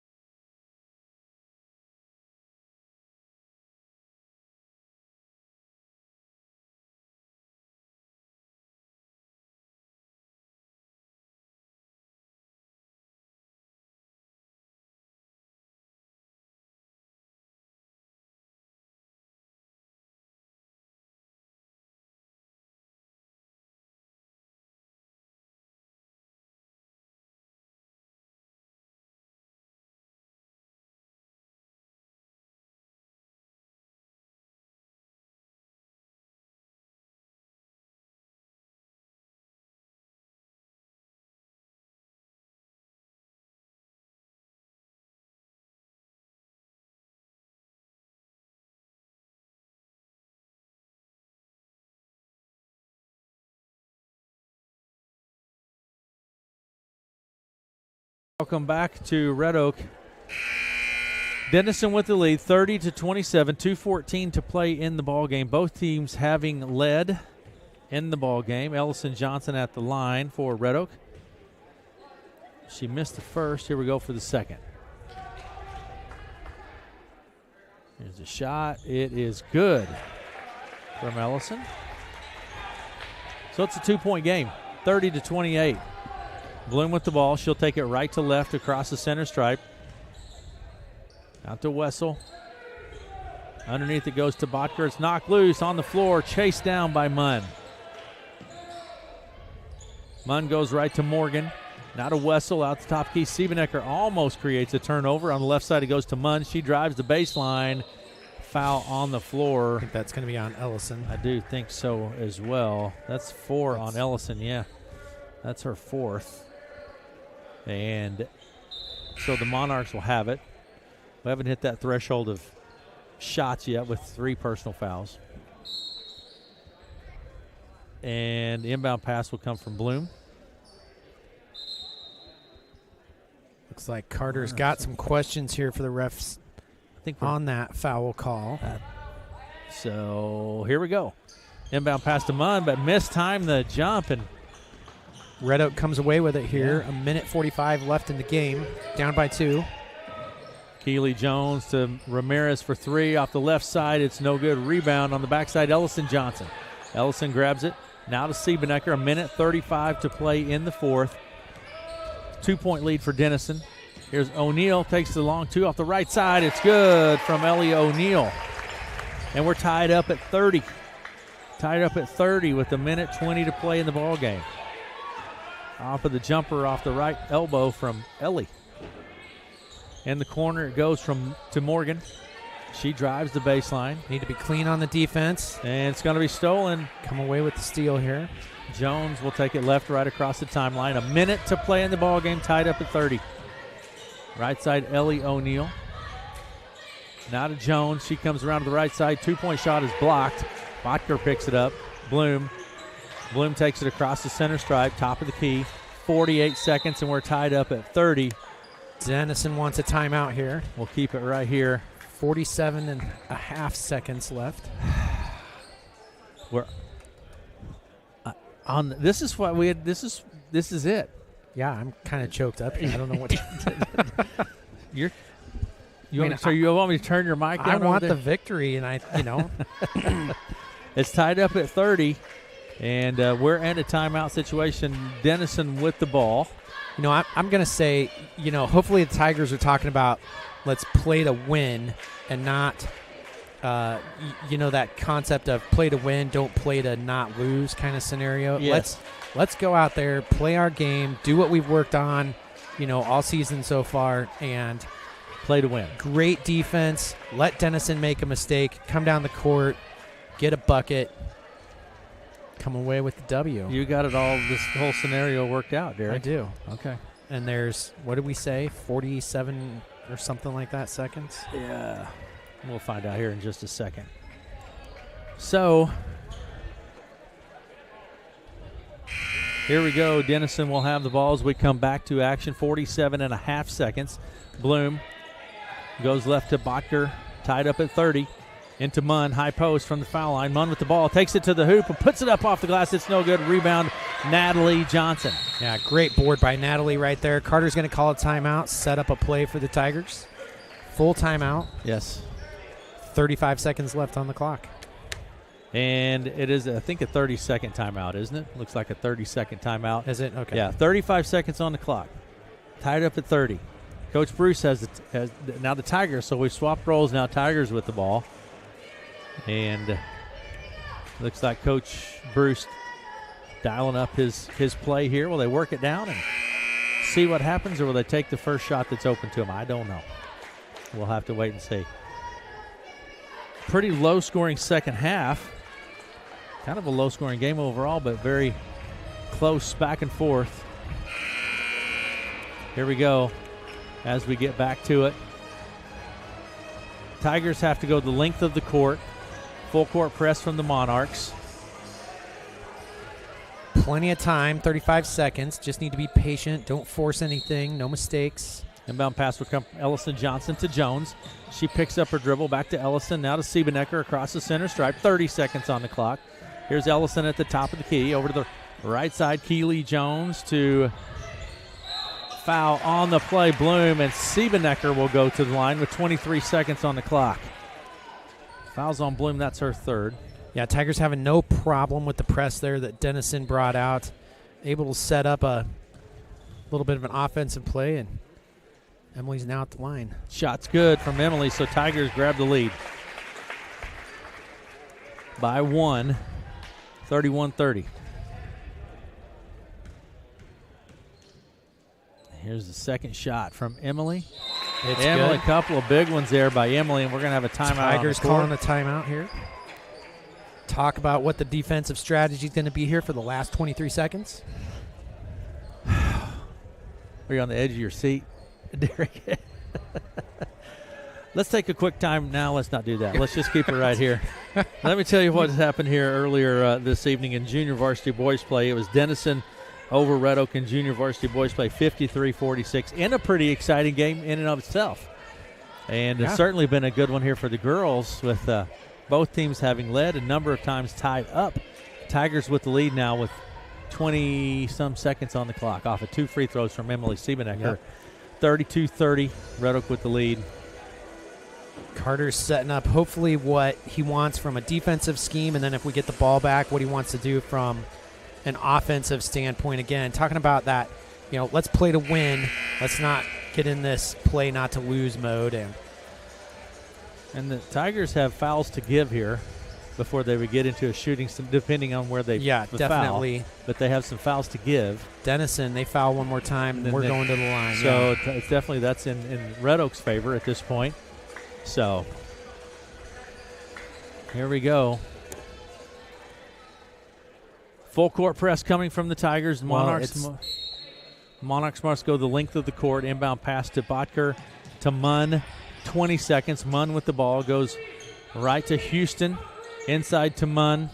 Back to Houston and timeout on the court. With 15 seconds on the clock, we have a timeout. On the Denison side, that will be a full timeout.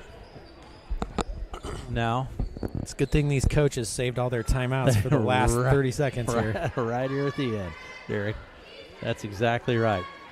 32-30.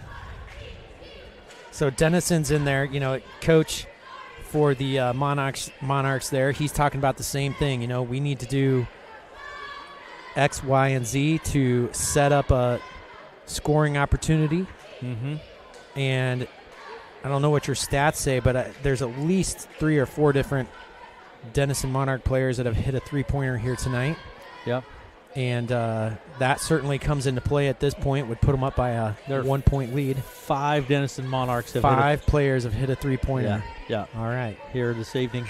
So Red Oak's got their hands full from that standpoint of, pretty much any one of those 5 out there on the court has an opportunity or the skill set to knock down a three-pointer.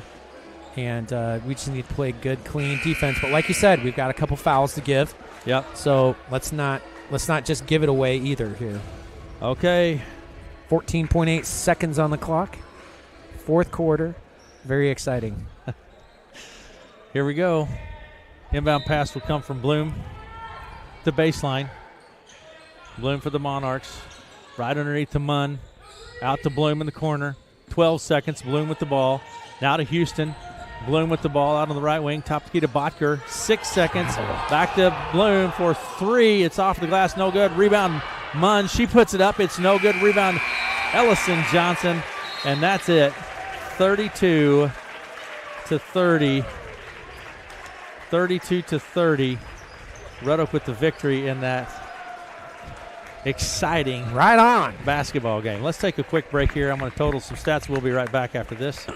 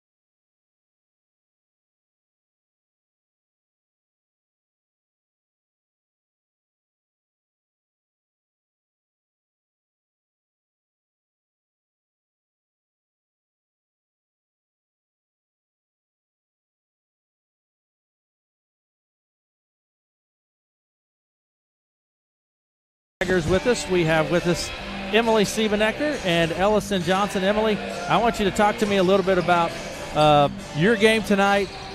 In particular, Emily, 2 foul shots right there at the very end. What were you thinking? Don't miss. And you didn't. Yeah. It was a close game. It was back and forth and tied up all through the whole game. What did you see? I just thought that I think we did really good, like offensively and defensively, like staying with them and stuff. And we haven't really done zone a lot this year. We've kind of been in man. And this past game and then this game, we switched into a zone defense. And I thought we all did really good, like all just going after the ball and like hustling a lot. And something that Carter said to us was like, just give it your all, because we have 5 days off next, and like this could be the just a Hawkeye 10 win for us. It was a Hawkeye 10 win. How about that? Yeah. It's been a while from the Hawkeye 10 I win, know. that's for sure. So any other effort, Emily? I thought you played really well tonight. I don't have your stats totaled. It looks like you had maybe 8, 10, 12 points maybe, and a couple of big free throws. Yeah. Anybody else that you would comment on? I just think our whole team, honestly, I thought we really gave it our all, and I think we just really gave it our all. All right, very good. Emily Siebenecker. We have with us Ellison Johnson as well. Okay, Ellison, I have you with 7 points on tonight. Talk to me overall about your game tonight. I felt like my shots weren't dropping at all, but I felt like that was with the whole team, especially that first half, but I feel like we responded really well the second half. Yep. You kind of knew what you're up against tonight here, right, against this team? Yeah, they were pretty comparable with us, so I knew that it would be a close game if we kept up and gave it our all. Was there ever a moment there in that fourth quarter when it's tied up and you're like, I don't know, 30 seconds on the clock or whatever it was that you were nervous? I just didn't want to foul out again. Yeah. And you did not, Ellison. Great job. Anyone in particular that you would comment on? No, I think our whole team contributed pretty well tonight. Very good. Ellison Johnson. Thanks, Ellison. And Coach Carter Bruce. Coach Bruce, talk to me a little bit about, I don't know, the effort overall, what this win means to your team. Talk to me about that. Yeah, I mean, I've talked to you guys every game, and I think the story has been exactly what it was in the first half. We're down 2 at half. I kind of told them at half, this is the story of our season, and now we've let third and fourth quarters get away from us. And so I challenged them tonight. I said, we got 5 days off. Your bodies will recover. Your minds will recover. Give it everything you have. This is going to be a 4-quarter game, and it exactly was. And by the way, 1,862 days since we had won a Hawkeye 10 game. There you go. 1,862 days since they won 5 years, 5 years, 1 month, and 5 days. How about that? I put that in their ear before we started tonight, so I'm proud of them for getting that done. That's pretty cool, Coach. Coach, I thought overall your team did well. They played well. They didn't get down when they were down. They got back in the game, and they continued to fight. And then, again, I would say Emily stepped up on a couple of big ones there with just, 30 or 35 seconds on the clock to kind of ice it away. Tell me about this team effort. Yeah, I mean, I think we went a little bit deeper in the bench. We were able to get production from those girls. I thought one girl that did a great job tonight was Kaylee Harrison. She came in, played some really good defense, had a couple points. But that's big for us when we can get some of our main girls a break and still get production. We melded as a team a little bit tonight. I think we've been a little separated here and there. I kind of challenged them with that as well. Is we're one team for 32 minutes. The 33rd minute, I don't really care as much, but for 32, we're one team, and that's what they did tonight. Very good. Coach, thanks for coming up. Congratulations to Emily and Ellison. Great job, guys. We're proud of you. Good job. Thanks, guys. Thank you all. Thank you. All right, again, Red Oak with the victory. And we do want to say thanks to those young ladies for coming up and visiting with us, so we sure appreciate that. And we are going to step away for 1 minute here. I'm going to total some stats, and we'll be right back after this.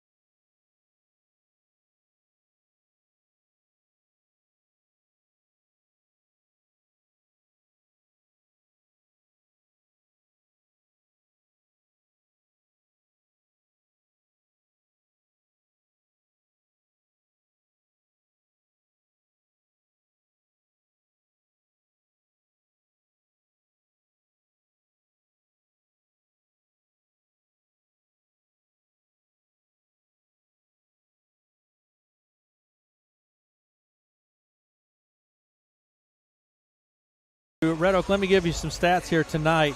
And we'll start first with the visiting Monarchs. Isabel Bloom with 8 points on the night. Ellie Houston had 3. Ann Wessel with 3. Lily Morgan had 3 points on the night. Marley Botker with 2. And Sarah Munn finishes with 13 and 4 of 6 from the foul line. For the Red Oak Tigers, Keely Jones had 1 point, 1 of 2 from the foul line. Ellie O'Neill, 3 points, 1 of 2 from the foul line, and a big one there at the end from Ellie off of the right side. Ellison Johnson finishes with 7, 3 of 4 from the foul line. Natalie Johnson with 5, 2 of 4 from the foul line. Mariel Ramirez finishes with 2 points on the night and 2 of 4 from the foul line, rather, for Mariel. And Emily Siebenecker with 12 and 2 of 2 from the foul line. Just a fun game to broadcast, Eric. Yeah, absolutely. Fun game to broadcast. Great game to watch. Super important victory for the Tigers. You know, been a while since we had that Hawkeye 10 victory, and as we talked, probably won't see Denison again for quite a while. Yeah, really nice to come away with that. Very good. And a lot of fun. Derek, thank you much. Yeah, absolutely. And we're going to move on to boys basketball here, and should be a good one. We're going to take a quick break. We'll turn the page, and we'll be back after this. Red Oak with the victory, 32-30 in varsity.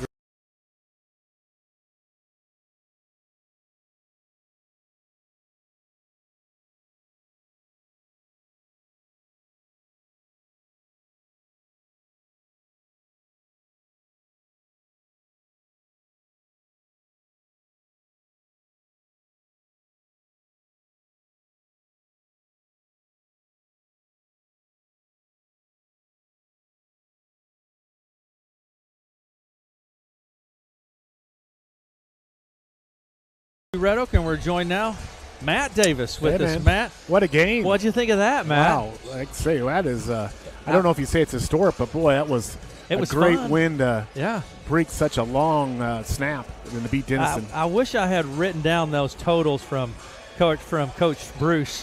1,800 and some odd. This sports year for Red Oak seems kind of unique in that they're doing a lot of historic things that they haven't done in decades going on out on the Hawkeye 10. They win a cross-country Hawkeye 10. They win a, what was it? Volleyball conference championship. Yes. And then the boys beat Harlan in basketball, and now the girls get a Hawkeye 10 win. Yeah. Over bigger rated schools, I might add, Class 3A schools. But tonight, the nightcap here with the boys game, it's Denison Monarchs, 1-7 on year, coming in and taking on the 3-6 Tigers. Tigers were, of course, in Audubon last night, losing 63-53, so they got a quick turnaround tonight coming in this game, Aaron, and they're going to be facing a Denison team that has played a really rugged schedule. They're 1-7, but, you know, they played Sioux City West, they played OABCIG, Kemper, Glenwood, Harlan, Clarinda, Spencer, so they have played a really tough schedule. So this is going to be a little deceiving with their record tonight.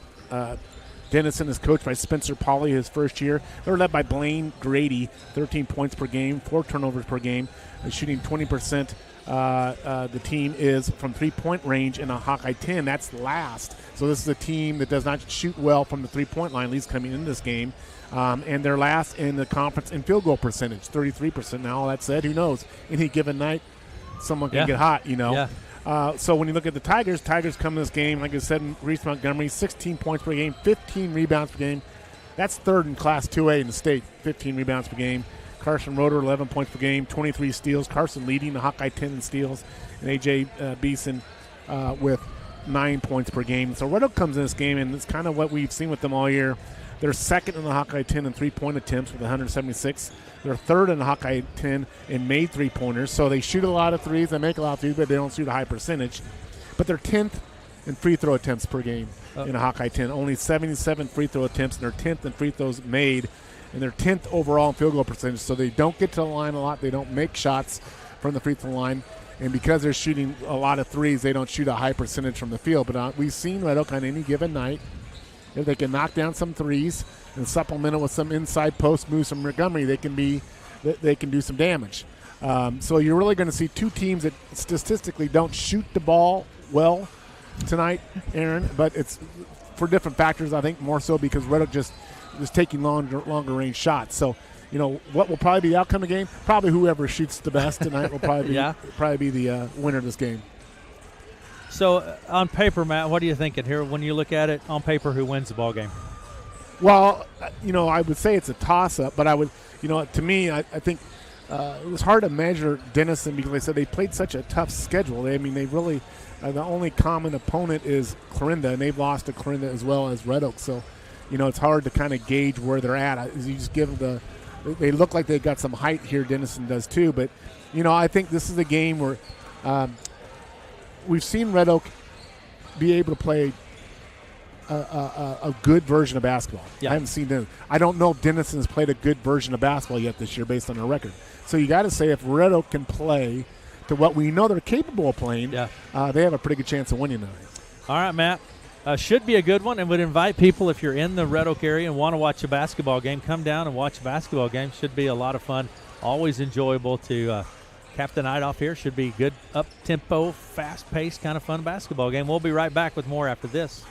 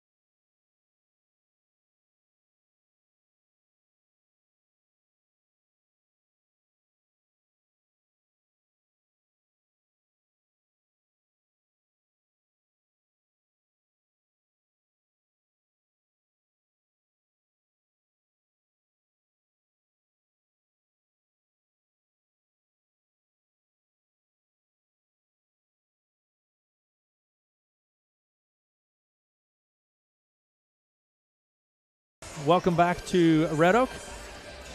Just a few minutes away here, Matt, from the opening of the boys' game. Hawkeye 10, we are in the second half of the season now after Christmas break and full-on basketball. The Tigers will have 3 games this week, Monday, Tuesday, tonight, and then Friday. So you typically see it a lot in January. You'll get stacked up with 2 or 3 games sometimes in a week. There's no game Friday. Oh, no game Friday? No. Oh, well, I stand corrected. There's no game Friday. That's very unusual to have a Friday off in January. Professional development. Okay. We're going to head to Clarinda, I believe. That's right. That's right.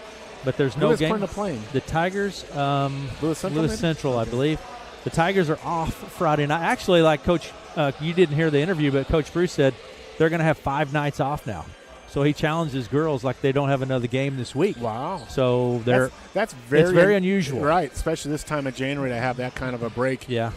Usually you get a weather incident, backs up games. Yeah, but there's and I don't know if that's so good really. They're coming off Christmas break and you just get started and then you got another little break. So you kind of like to get in a rhythm of the season here a little bit, but rest, I suppose, is always good. But for the Tigers tonight, I think, even though they played last night and they got back late, I'm sure, from the game in Audubon, these are high school kids. I don't think they're going to have much problem bouncing back and playing a game tonight here, especially it's a Hawkeye 10 game. And, we've seen all year, at least against these Hawkeye 10 teams, it's the last time they'll probably play them for a very, very long time.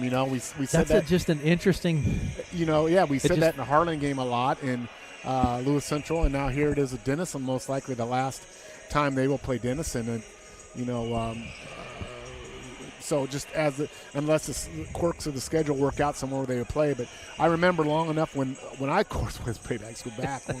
Denison wasn't in the conference, but we always met them in the playoffs. Yeah. Sub-state games 2 years in a row. And then, of course, they came into the conference.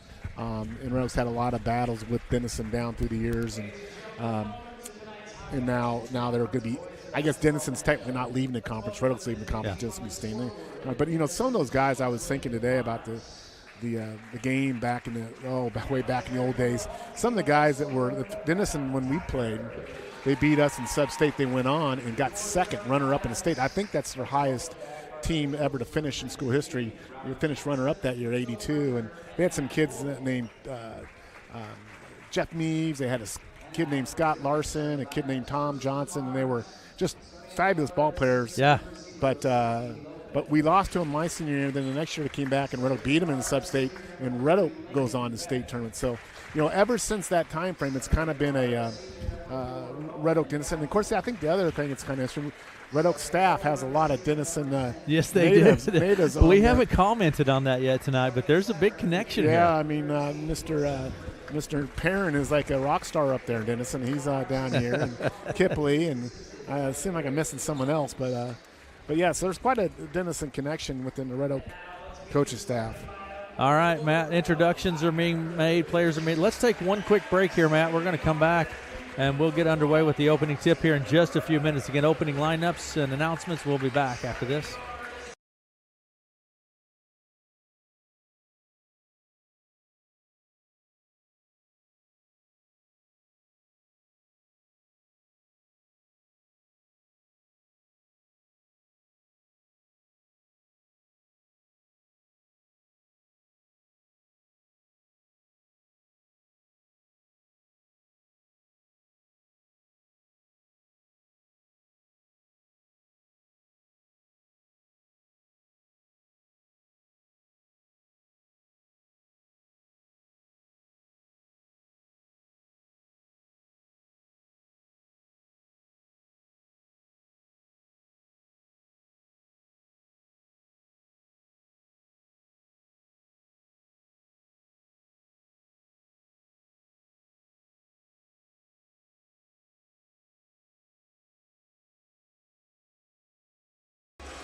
Welcome back. Starters for the Red Oak Tigers: Carson Roeder, Mason Fisher, A.J. Beeson, Dylan Reinberg, and Reese Montgomery. Starters for the Tigers at center circle is Montgomery and Rippon. Denison does not have Blaine Grady start. I don't know if he's a regular, comes off the bench or not. He's their leading scorer, so he's at least not starting the game. Maybe that's what he is, off the bench player. Ball's tapped, and Tigers come away with it. Fisher grabs it to Beeson. Beeson across the center stripe, and here we go. Plays underway. Denison opens in a 1-3-1. Fisher with the ball on the right side, top key Roeder. Take that back, third man. Over to the left side it goes to Rydberg, now to Montgomery, spins his way into the lane. There's Fisher from the top of the key. It's no good. Rebound, Roeder. Roeder chases it down. Beeson to Roeder, into the lane. Jumper from the high post is no good. Rebound, pulled down by Galvin.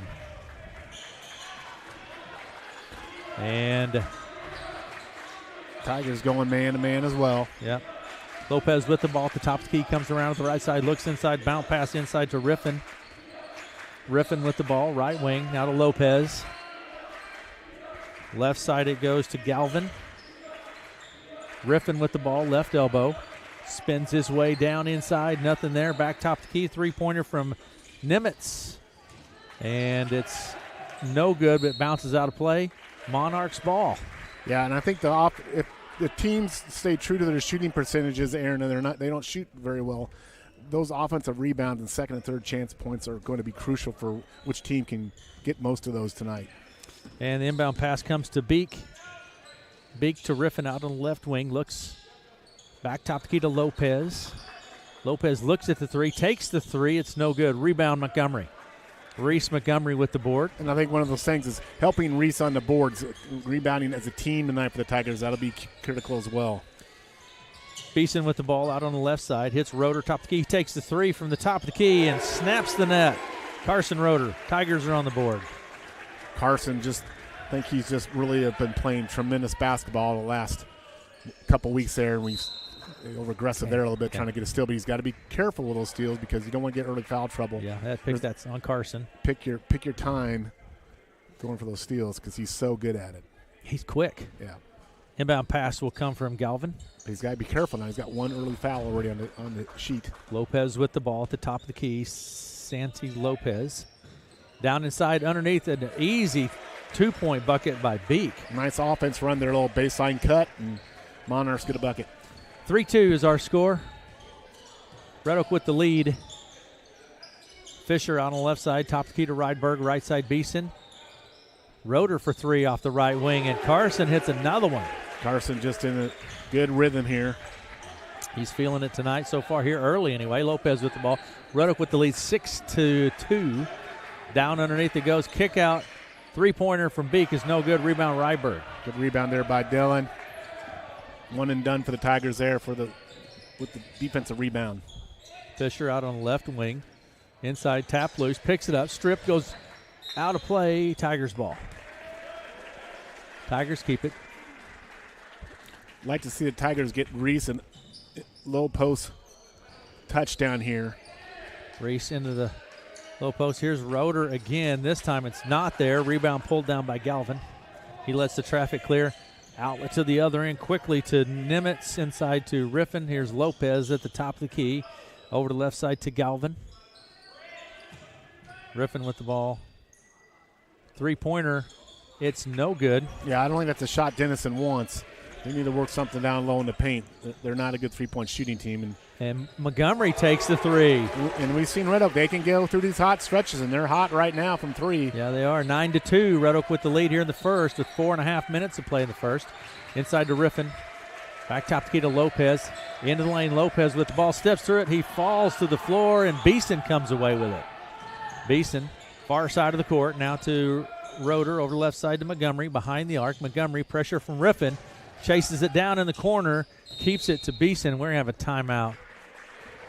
Timeout Tigers. And 30-second timeout. Let's just keep it here, Matt. Yeah, I think Coach Taylor kind of wants to get that offensive possession set there. But Tigers have hit 3 threes, coming out of the gate, and you can, fall in the trap, but you just keep those. I like to see, Reese get a touchdown low here, mix it up a little bit.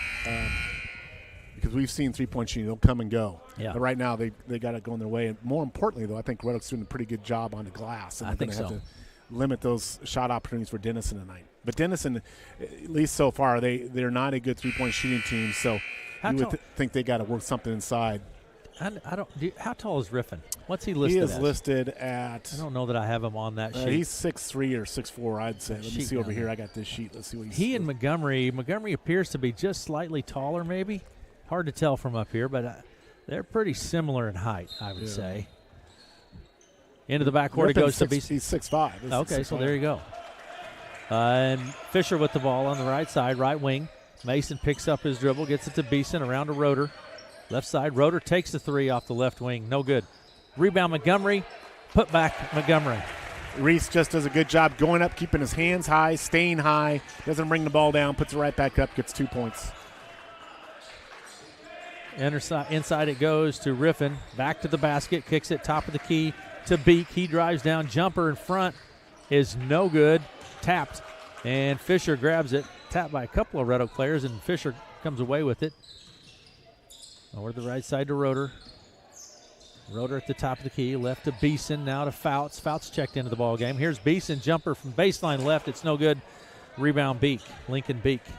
Nice little pull-up jumper there. Rattled in. It just didn't go down for AJ. Over the left side to Lopez. Out on the left wing, Lopez with the ball. Beek. Inside it goes. Jumper from Nimitz is no good. Rebound. Tigers come away with it. Beeson brings it across the center stripe. Right wing, Beeson with the ball. Comes around top of the key. Out to Roeder. Out to Fouts. Baseline left. It's Montgomery. Montgomery back to the basket now to Beeson. Beeson open. Same shot. Yeah, jumper from the left side. Same result. It didn't go in, but nice open. Good take, Matt. Yeah. Just didn't fall through. Here's Riffin with the ball. Baseline right to Nimitz. He drives the baseline, kicks in the corner. There's Beek for 3. It's in and out. No good. Rebound Tigers. Roeder now, 2.5 minutes to play in the first. Roeder with the ball, baseline left, comes back around to the left wing behind the arc. So now you got a chance to get Reese low right here. Here's Beeson, takes it into the lane, kicks it to Montgomery. Back around top of the key to Fisher. Bounce pass to Foul. It's nice move to the bucket, and it's not there. Goaltending? Yeah, I think they Yeah, are. they called it. Yeah. Called goaltending. I'm not sure the ball would have gone I- into the bucket, but nonetheless it hit the backboard, so they called it a goaltending. I think Ethan shot I think Ethan's got a little smirk on his face there saying, hey, Yeah. got one there I maybe shouldn't have, but So, he'll take it. Yeah, It's 2 points on the score sheet. Yeah, contributed to Ethan Faust, 13-2.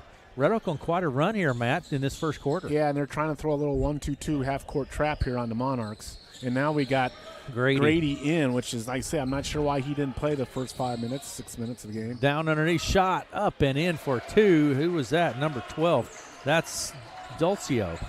So Dulcio. a whole new lineup in here. 3 new guys in here for Denison. Mm-hmm. And it's 13-4 now. Red Oak with the lead. Top of the game, Montgomery for 3. It's no good. Rebound. Beak. Outlet pass to Dulcio. Now to Beak at the center circle. Right side, Riffin. So Beak slides over to point guard now here. And Grady is a tall shooter, and he's just Takes the 3. No good. Rebound pulled down by Sela. keep your eye on that Grady-Montgomery matchup, Aaron. One-on-one there. What's the height of Grady? Grady's going to be listed at 6'5", 6'4", 6'6". yeah. Down inside it goes to Riffin. Riffin spins his way in there. Nothing. Gets whistle for the travel. Grady reminds me just a little bit of that kid from Atlantic a couple years ago, the tall, I forgot his name. He's kind of got the same body build as that kid, the Colt, what was his name? Rasmussen. Good ball player. Yeah. Here's Montgomery, top of the key for 3. It's no good. That rebound's chased down by Dulcio. So 2 quick threes from Red Oak. And I say you make the threes, you live and die. Let's see if Red Oak goes down inside next time on their next possession. Grady with the ball goes right to Sela. Oh, good Stolen. steal. Caleb Siebenecker with the steal and the layup for 2. Caleb Siebenecker. Really nice job there by Caleb. Very aggressive. Got the steal. Got the layup. Good job by Caleb. Bucket was good. And it's now 15-14, 33 seconds to play in the first. Dulcio to the bucket. It's no good. Rebound Montgomery. Roeder finds Fouts. It's knocked loose. Grady comes away with it. Pressure from Montgomery. Grady slows it down. 18 seconds remaining in the first. Looks like they're going for one shot, Matt. 14 seconds. Grady with the ball. Just standing at center circle. 10 seconds. Grady with the ball. Standing at center circle. Puts it in motion. Into the lane. Spins. Jumper. Good for 2. Blaine Grady. 15-6 is our score at the end of the first. Red Oak with the lead. We're going to take a break, and we will come back with the second quarter right after this.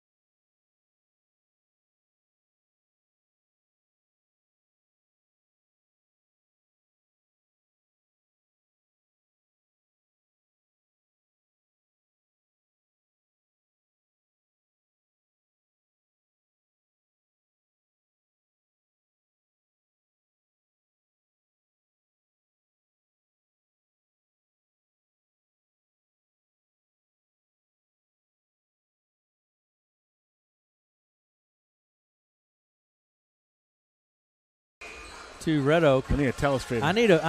We need a video. I need a telestrator. You're drawing it out, Matt. You picture this is pretty cool stuff. I mean, you're drawing up plays here. Well, with positioning players and getting recent opportunity to working out low post. You got space. It's about spacing properly in a half court offense.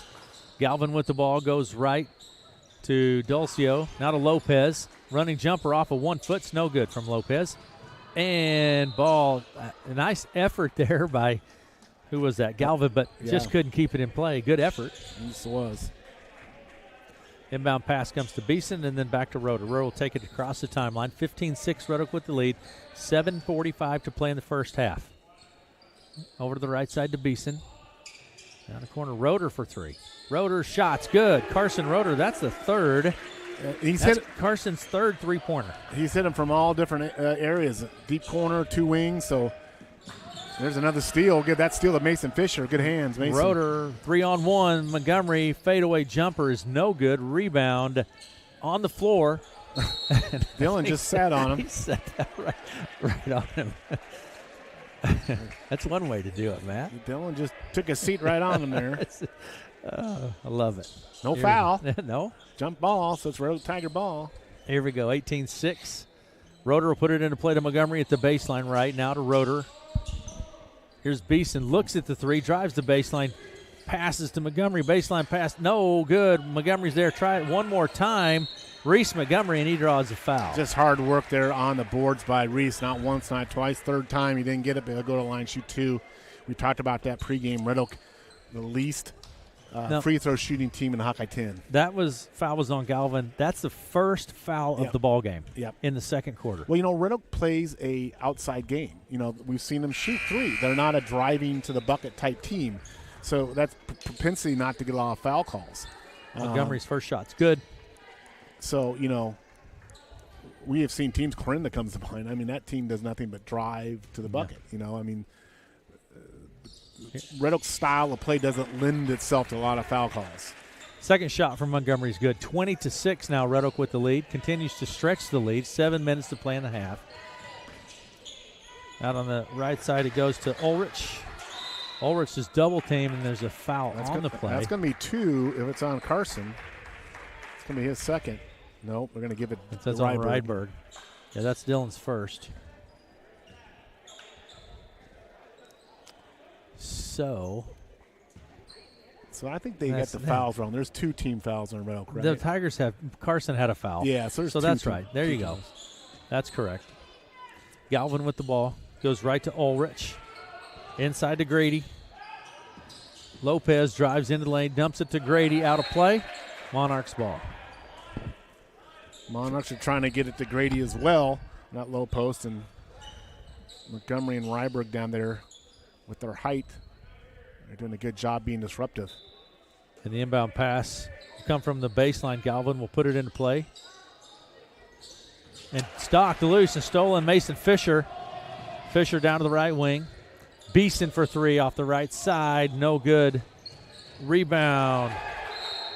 What are we going to call here? Red Oaks ball? Red Oaks ball. Red Oaks ball. Nice effort by Beeson.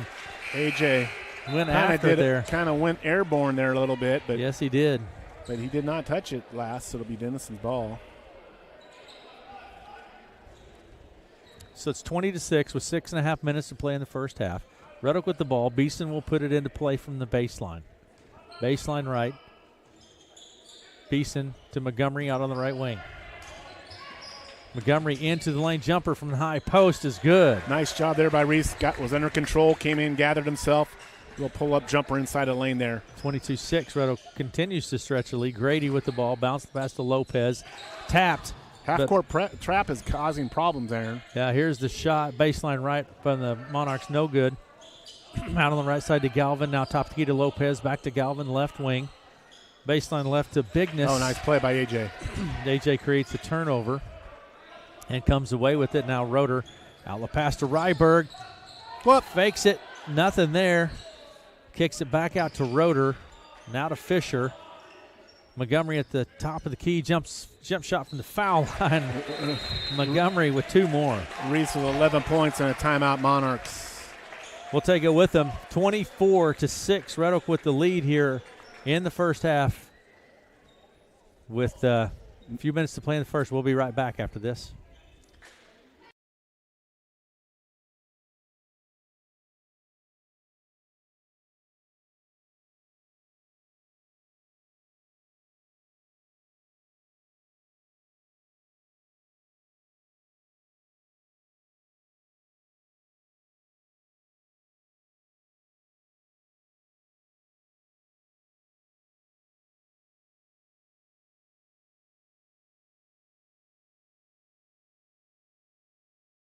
to Red Oak. How many And people in Denison? I think Population 10,000? 10,000. Let me do a little research. Research. Let me do a little research while we're visiting here, Matt. So, it's hard for me to multitask and do two I things know at it was once. 10,000 at one time. Yeah.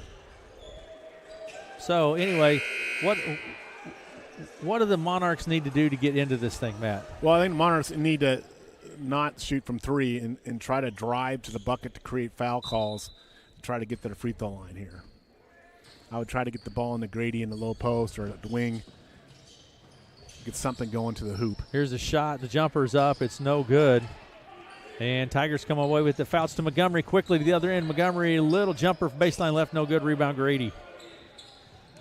8,373 people. There you go. Grady takes it to the hoop for the fingertip roll. Nice play by Grady. They need to get something going to the hoop. Nice job.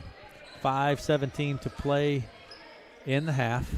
When we went to Denison, Matt, you and I did, you had some bit of information, bit of trivia. The famous actress that Yes. was in the movie with Jimmy Stewart. Yes. Well, what was it? I'm testing you. I can't remember something. I don't remember the name. Sullivan or something?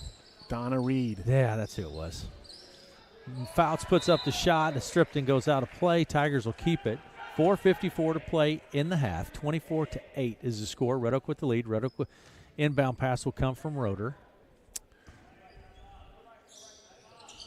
Inbound pass right underneath the Montgomery, and he puts it off the glass for two more. Just too easy there. That Denison defense, a little breakdown there. Ball goes to Beek. Over to the left side now to Bigness. Lopez, top of the key. Baseline right. Grady for three. Nope, not there. Rebound on the backside. Bigness puts it up. No good. Rebound underneath Riffin. And count it. And that's where Denison needs to make their buckets right there on second, third chances there. First time Red Oak's given up a couple offensive rebound to Denison there, and they cash us in. Fouls on Fouts. And they'll have a chance for and one here. But yeah, bucket was good from Riffin, so we'll see what he does from the foul line. Wilson Riffin's shot is no good. Rebound Bigness. And again, another rebound there for Denison. Riffin with the ball, takes it into the lane, stripped loose by Fisher. Mason Fisher kicks it to Roeder. Roeder with the shot. It bounces around and falls through for two. Kind of a little dish there from Mason to Carson. He gets it to go, and Carson with 11 points now. Grady with the ball. Grady to Beek. Jumper. High post, no good. Riffin with the board. He's tied up, and he and Fouts fall to the ground. Rippin hitting the glass now, and Tiger's going to need to get a body on him, box him out. And it's 28-10, Red Oak with the lead. Red Oak with those three scorers on the night. You've seen that.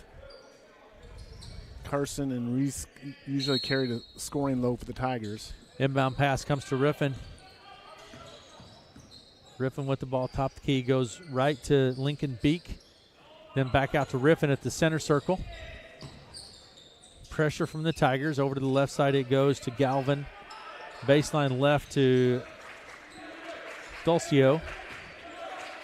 Now to Galvin. Right side Beek.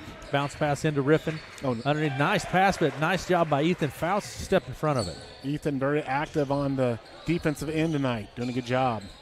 Beeson drives into the lane. Bounce pass to Fouts. He takes it in the lane and gets whistled for the travel. Nice pass there. Yeah. Ethan, I like the fact that Ethan's making offensive efforts. That's good. He's got the potential, I said, almost every game, and he's slowly coming along. You can tell he's getting a little bit more confident each game on that offensive end. Stolen by Roeder.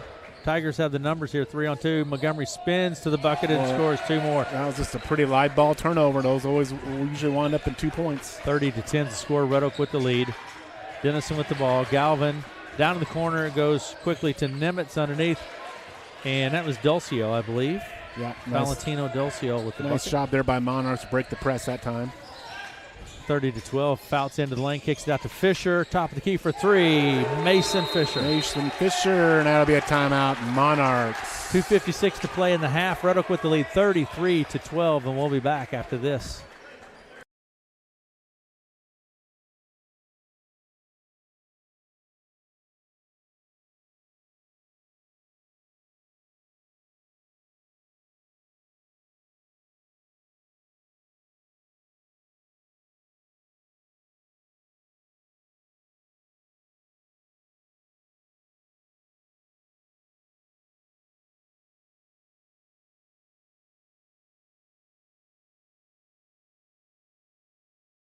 to Red Oak.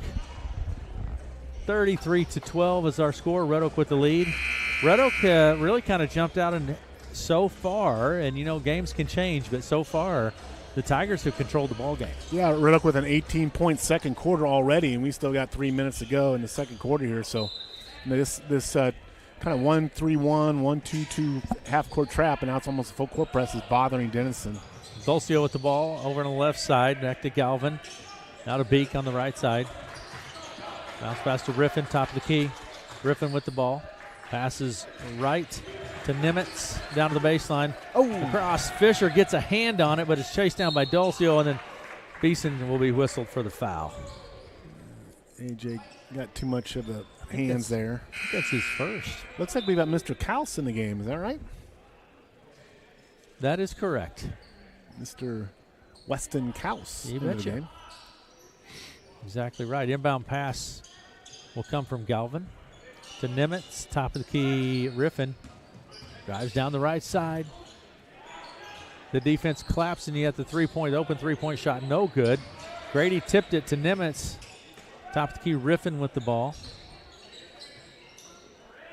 Left side, Galvin. Then the Nimitz is knocked out of play. Fisher really active. He's creating some turnovers here, Matt. Carson and Mason both, they anticipate passing lanes really well. Yeah. And they've been getting a lot of deflections and a couple steals. And Mason's creating some problems for him out there.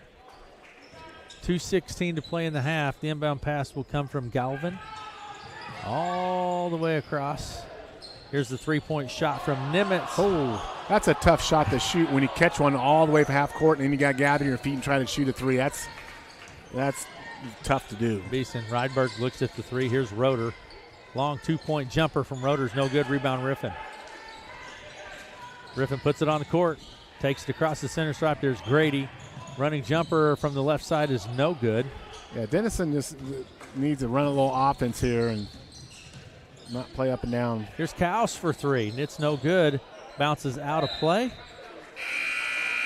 And the Monarchs have it. Both teams are kind of just playing up and down ball right now. Let's see if Coach Taylor wants the Tigers to next possession down, get set up, run a little offense here. The inbound pass comes to Galvin. You get up in a big lead and you kind of think you can kind of get a little more freedom and creativity. It happens a lot. There's good double team.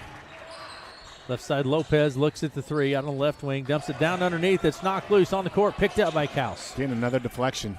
Kaus to Montgomery. Montgomery down to the baseline. Jumper is good. Boy, Montgomery is filling it tonight. Yeah, he's got 17. 35-12. Over the left side, Lopez he's a wide open, takes the three, no good, follows it, gets his own board. Right there. Oh, he had a shot there. Kicks it out on the right side to Bigness. And I think Bigness hits the three. I think that's her first three on the night. It is. Here's Montgomery, quickly back to the other end. 55 seconds remaining in the half. You're listening to KCSI FM, Villisca, Red Oak, and Shenandoah. Right side, Rydberg. Tigers now working a little offense here. Good to see. Roeder to Montgomery, 40 seconds. He's got a smaller guy on him. Montgomery, a little bit of a mismatch there, and just takes it to the hoop and scores two more. The help was late coming over, and Reese takes advantage of it, and now it's going to be a turnover. Yeah, turnover. 29 seconds. Now let's see if the Tigers hold for one here. I say no. You say no? That's They haven't done it all year, but I think they're going to do it right here. Typically they don't. If the shot's open, they take it. This is their typical MO, but I could be wrong. We'll see what happens. See what Coach Taylor dials up here. 29.7 seconds on the clock. Roeders takes it across the timeline. I just saw Carson said one shot. Well, we'll see. They want to do it, but will they do it? Fisher with the ball. They're going to do it. Watch this. One shot, Matt. I was wrong. I stand corrected. Over to the right side to Rydberg. 13 seconds. It's tapped loose. Picked up by, that's why they don't do it. That's why they don't. That's why they don't do it. Over to the left side it goes to Bigness.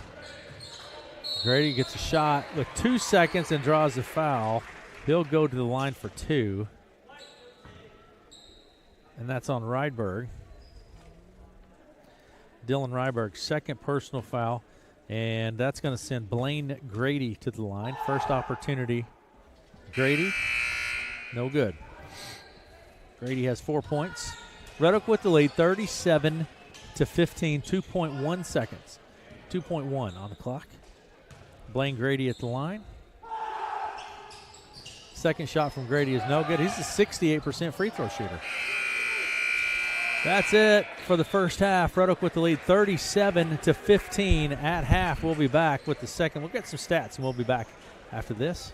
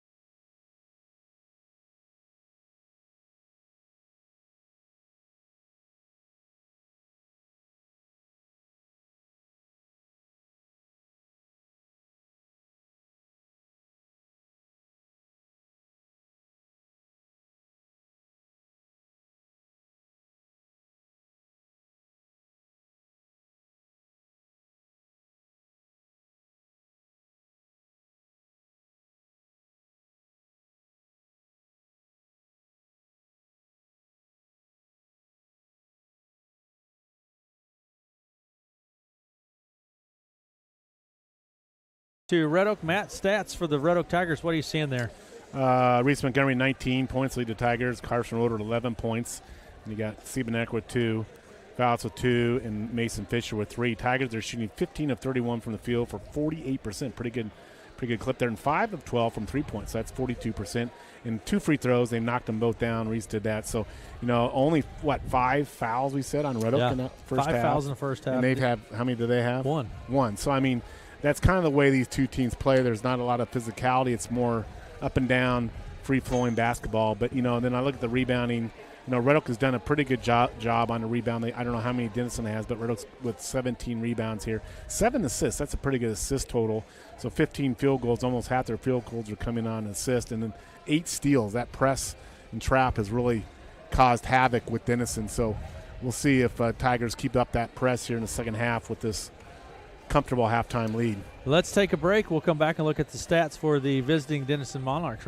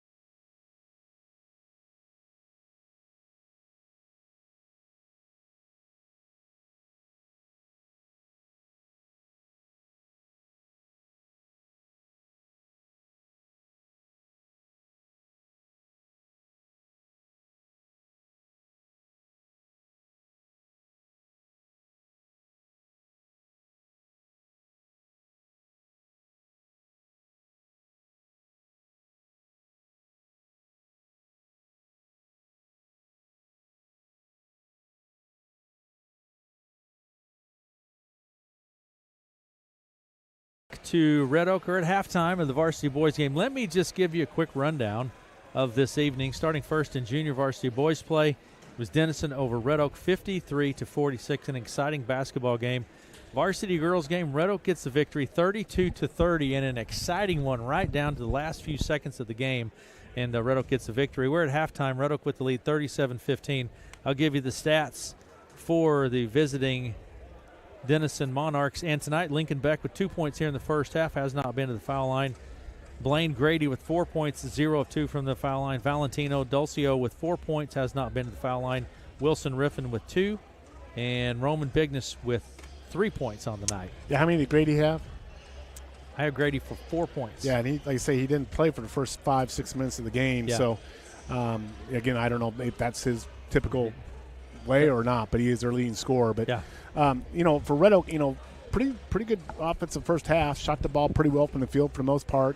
I think the most important thing, they had a few occasions, but they've done a good job on the defensive glass, and I think that's the only really way Denison gets back in the game is if they pound that offensive glass and get a lot of second, third shot opportunities. And they're not a good shooting team, so that's their MO, or to get to the line, drive to the bucket. So I think for Red Oak, keep with that press, try to get those turnovers there, and take care of the ball. I mean, Red Oak doesn't need, we talk about getting up, and you get kind of thinking you can freelance a little bit, but stay disciplined, take care of the ball, get good shots, just keep on rolling here. So, but a good first half for the Red Oak Tigers. Monarchs, Matt. What do the Monarchs need to do to get into this ball game? I mean, like I say, I'm not sure if they're a pressing team. Red Oak probably isn't the best team to press. Carson Road is a good press breaker, but I think offensively, Denison's got to attack the hoop. They've got to get in there and they've got to crash the glass because they've got to create second, third chance opportunities with the offensive glass. Then for Denison defensively, I think pick your poison. You double Reese down low. You leave the outside shooters open. When Red Oak shoots just enough from three, they're a lethal team because then you're in a dilemma. Do you double down on Reese or do you cover out on the 3-point line? So I think Red Oak's got it cooking both ways right now. We'll take a break and we'll be back with the second half. Red Oak with the lead, 37-15 at half in varsity boys play.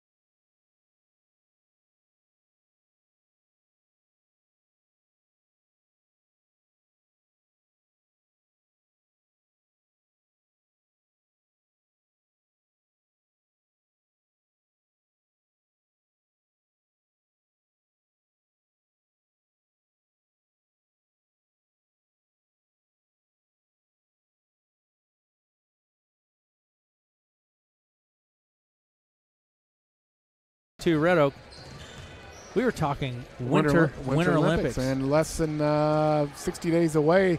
I think it's pronounced Milan Cortina, Italy, in the Alps. So, Matt, what people might know about you or might not know about you, you're a huge sports fan. Yes. And you love the Olympics. Yes. I actually went to Olympics in 1984 in L.A., and that was one of the most memorable things in my life to be able to go walk in the Coliseum, see Carl Lewis.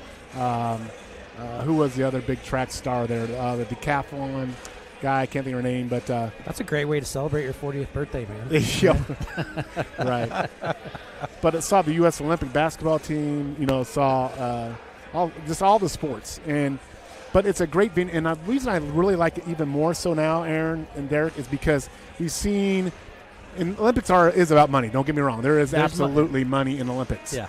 But it's a one every four-year event. It seems more pure. And it is more pure because some of these obscure sports, these guys really, yes, there's money involved with it, but it's not really what they're chasing. They truly are chasing to be the world's best in the gold medal, and it still has a purity to it in that sense. Yes, there's, doping allegations, all that stuff, but compared to some of these other sports, it's got a real purity to it. So, yeah, it's coming around. It's going to be ice hockey and bobsledding and curling.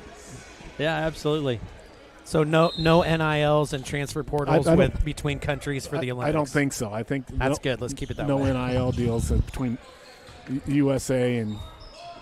We're back at it here. Tigers with the ball. Beeson goes corner right to Rydberg. Back to Beeson. Fades down to the corner. Into the baseline. Beeson with the ball. Here's Fisher. Looks at the three. Oh, off the back. It's a player right in the back. And Roeder comes away with it. Picked up by Riffin and then tapped and pushing it quickly the other end. I believe that is Nimitz. Yeah, just a little disjointed there on that offensive possession there. I think Red Oak needs a Beeson with the foul. Need a little discipline and focus here. You get, like I say, you get this big lead and you kind of get a different mindset.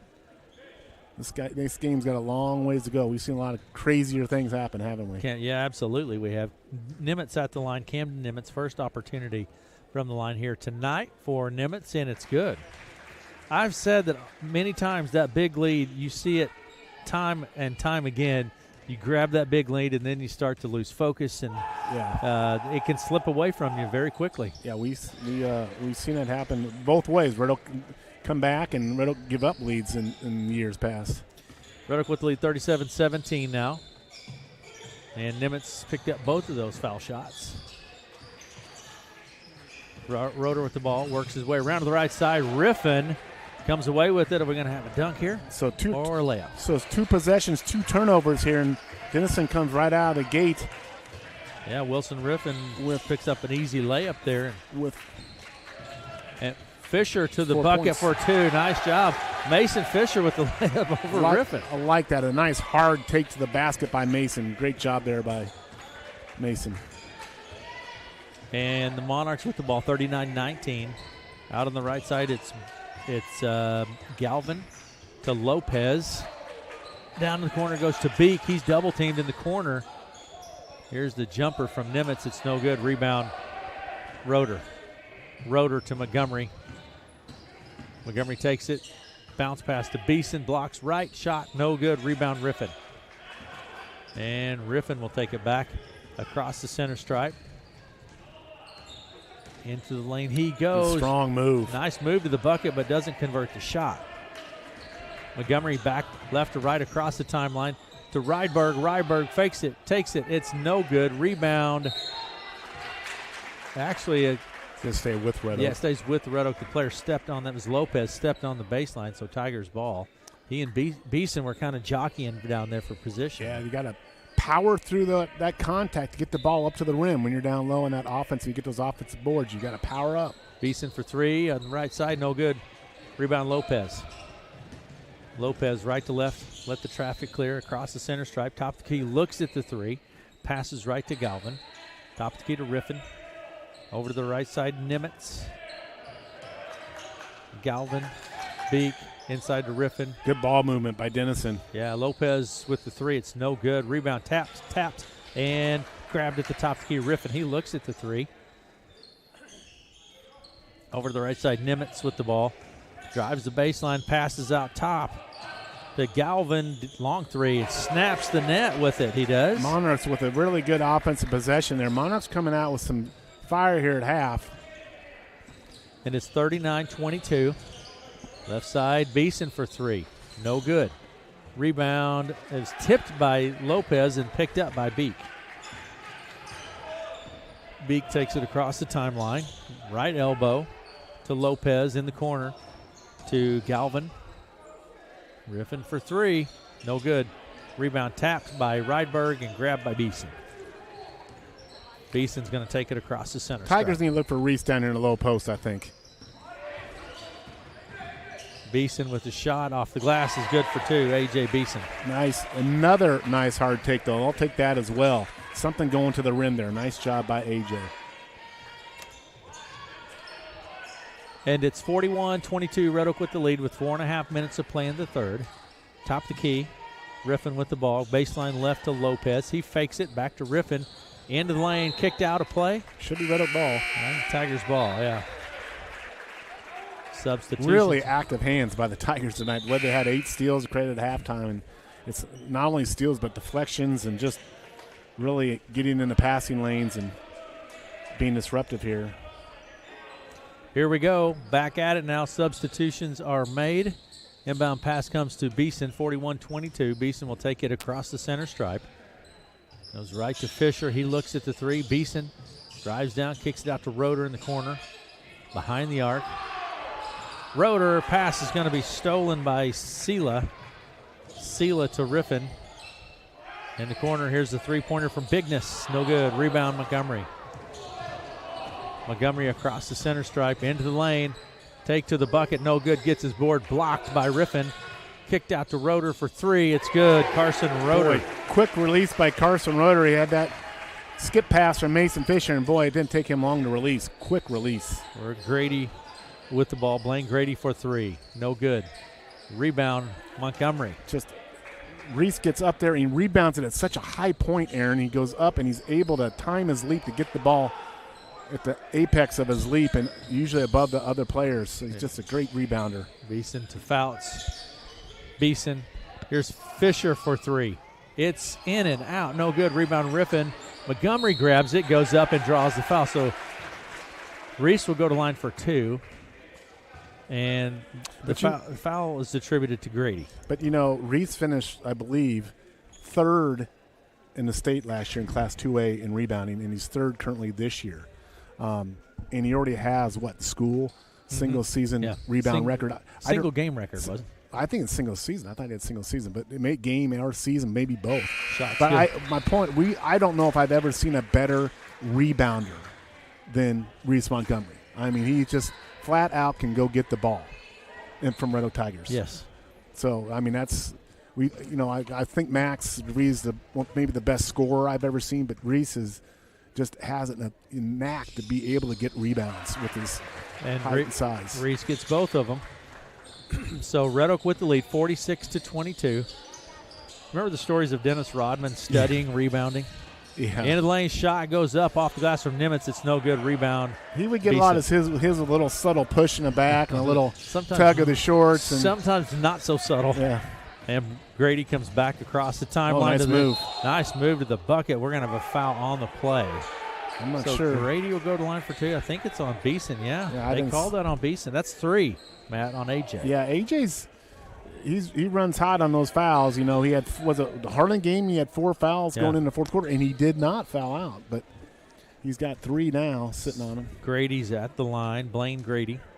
He has 4 points in the game. Shot is no good from Grady. Siebenecker in for Fisher now. 46-22. Second shot coming from Grady. 2:57 to play in the third. Second one's good.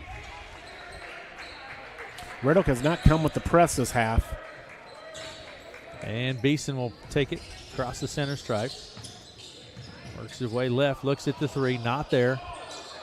Picks up his dribble, finds Fouts. Fouts to Siebenecker. Now to Roeder into the high post. Roeder to Montgomery, blocked by Grady, and then picked up by no foul. Pretty physical, Matt. I'm going to say Bigness. And call a jump ball. I think Tigers are lucky there. You don't want to commit a foul 92 feet from the bucket. Pretty physical game. Although I have to say I'm a fan of the physical game. We've said that before now. You don't want someone to get hurt. I think if both teams are of the same ilk, yes. Ilk. Ilk. Ilk. I didn't think that we'd be using the word ilk tonight in this broadcast, but sure enough, here we are. Well, we haven't used the word apparatus yet. Well, yes, I did. I In didn't. game number 1, you didn't hear it. In the girls' game. Yeah. He did. Thank you. Jeez. Shots up, no good. Rebound, Montgomery. Tapped loose on the floor. Jump ball. Teams are both still going at it.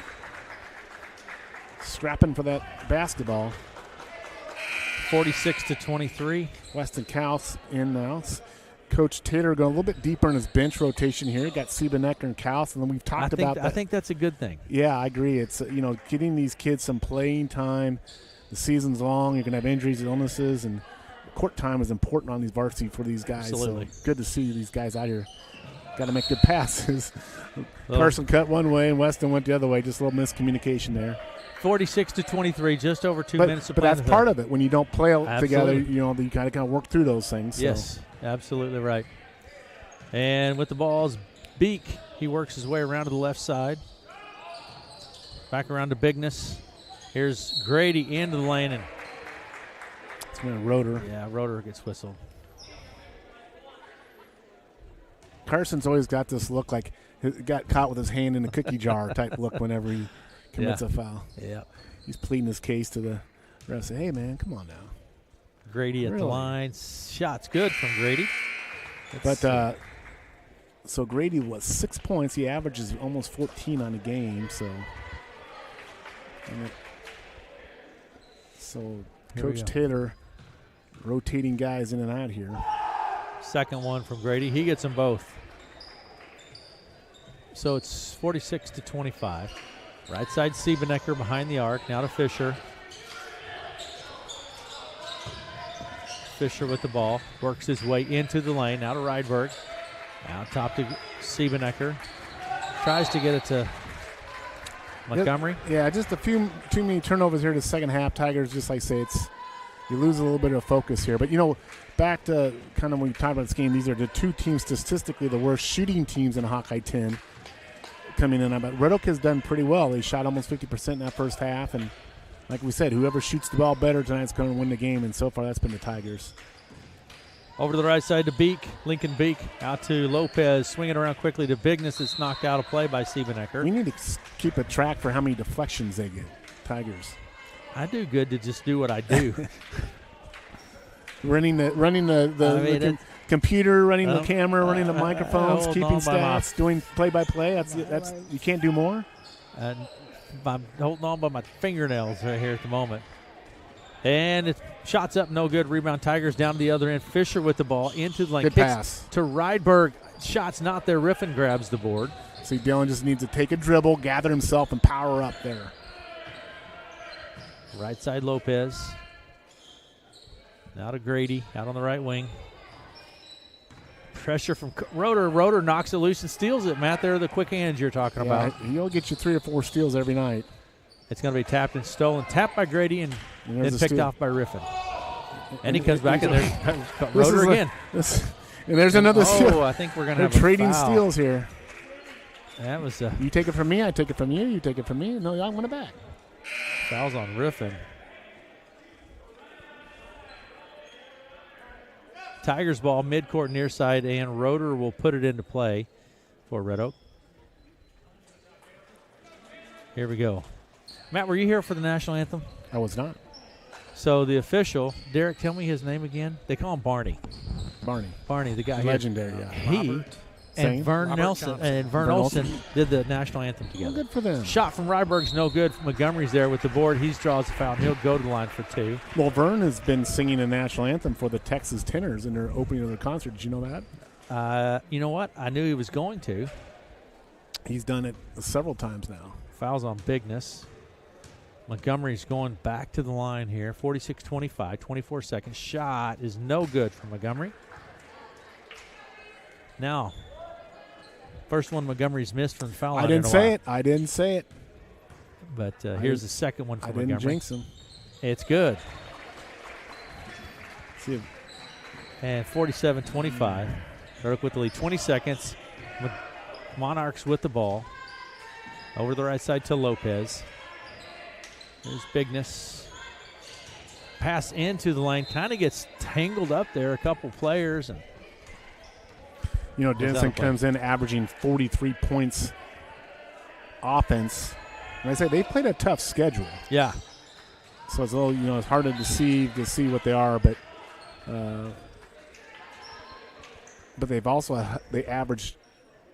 they've had 169 turnovers. So we've seen that as well tonight. So you combine that with Rowe's ability to turn people over, you're seeing why a high turnover game here by Denison. Lopez with the bounce pass into the corner to Beek. 4 seconds.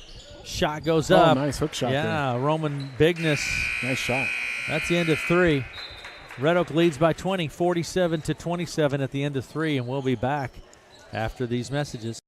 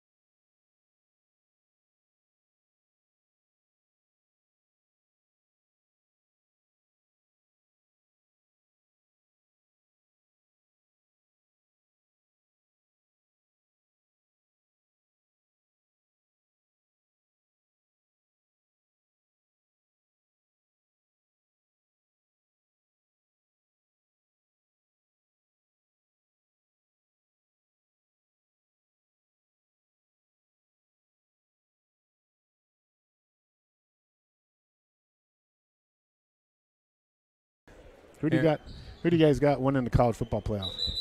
Derek? Indiana. Is that who you want to win or who you think will win? Both. Aaron? I don't know. You're gonna pull your SEC. I'm for Mississippi, actually. I kind of root for them because of their turmoil. Yeah, right. But I think Indiana's really good. I'm not sure I like their coach, but yeah, Indiana's really good. Foul on the play. And I believe that's on Roeder. I saw something the other day. Iowa State lost like 45 kids. And they're down to 15. Well, they gained 33. I mean, they're essentially going to have a completely different football team next year. Yeah, totally different look. Lopez to Brady. Brady spins, puts it up. No good. Rebound, Montgomery.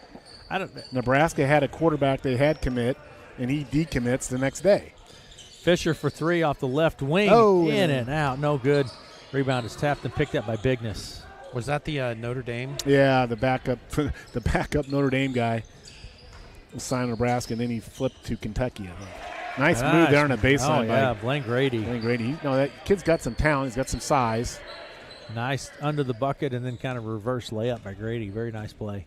47-29, Red Oak with the lead. So Red Oak's got Fisher out running the point. It's good getting Carson off that point, giving someone else an opportunity to run the point here. I think that's good, again, to kind of work with your offense in different ways. Fouts with the ball. Kicks it out to Fisher. Now to Roeder. Tigers showing some patience, Matt. 10 seconds on the shot clock. Here's Beeson. Less than 10 seconds now. 8 seconds. Beeson with the ball. 6 seconds. Beeson behind the arc. 4 seconds. It's going to be stripped loose, and coming away with it is Bigness for the easy bucket for 2. Like I say, Tigers tried a little different offensive set here. They're putting Carson down in the corner and having him run the baseline. Fisher with the ball. Pressure from Lopez. Fisher down to the baseline. Nothing there.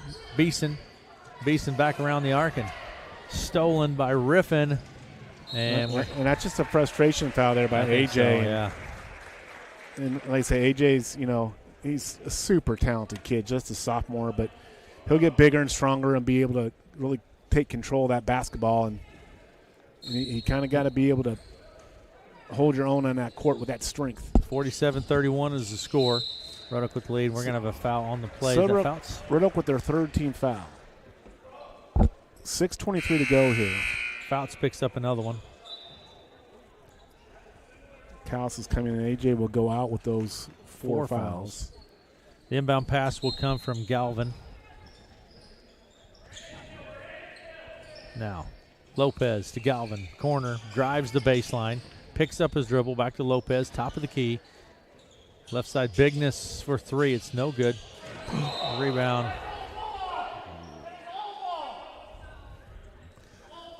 Fouls on Montgomery.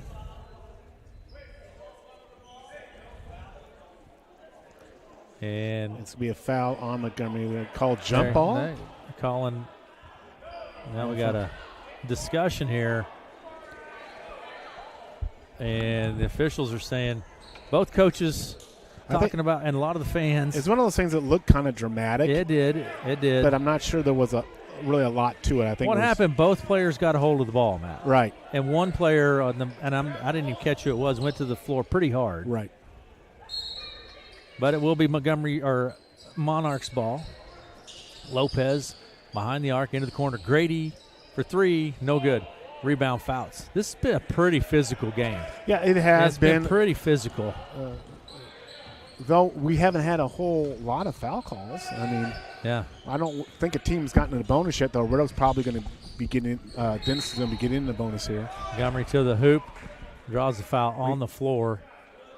And I think the game has gotten more chippier as we've gone along here. Denison, I think Denison came out with a kind of renewed spirit here at the second half. I think they had a little discussion in there at halftime. That foul was on Riffin. And Tigers ball, inbound pass from Fisher to Montgomery. Montgomery into the corner to Roeder for three. It's no good. Rebound pulled down by Riffin for the Monarchs. 47-31, 5:39 to play in the ball game. Down pass. Bigness puts a shot up. It's no good. Montgomery rips it down on the floor. No good hustle by Roeder. Ryberg picks That's it up. when we travel. And can't roll around. Can't roll over like that. Good hustle there, though, by Dylan. Got on the ground trying to get that loose ball. 47-31, 5.5 minutes to play in the ball game. Inbound pass comes from Bigness.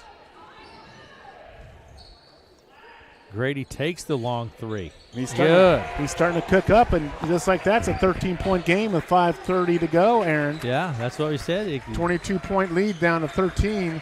Tigers still cranking up threes, and that's a right back at you from the Carson Roeder. Roeder hits a three. 50-34. Carson was 17 on the night. Here's Grady for a three. No good. Rebound. Riffin really doing a good job on the glass. Grady puts it up. No good. This one's going to be knocked out of play. Tigers ball off of.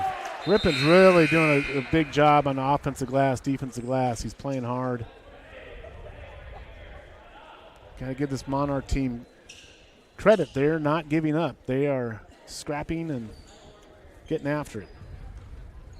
Inbound pass to Beeson. And Beeson takes it across the timeline. Out of Fisher. Right side, Ryberg with the ball. Fisher around to the right side baseline. Bounce pass to Beeson. And coming away with it, Bigness. It was knocked loose. Bigness picks it up. It's Grady on the left side. Grady hands it off to Beek. Into the lane, knocked loose by Roeder. Picked up by Beek. Then out to Galvin for three. No good. Rebound. Tigers. Fisher grabs the board. Hits it to Montgomery, then to Roeder. Roeder takes the three off the right side. It's no good. Montgomery keeps it in play. Picked up by Fisher. Nice job. Here's Ryberg. Looks at the three. Takes it. It's good. Dylan Ryberg for three. Dylan Ryberg knocking down a three. 2 threes in a row by the Tigers there. Kind of break that little bit of a run there by the Monarchs. 53-34. Red Oak with the lead. 4 minutes to play in the ballgame. Grady, a little one-handed jumper is no good. It bounces out of play.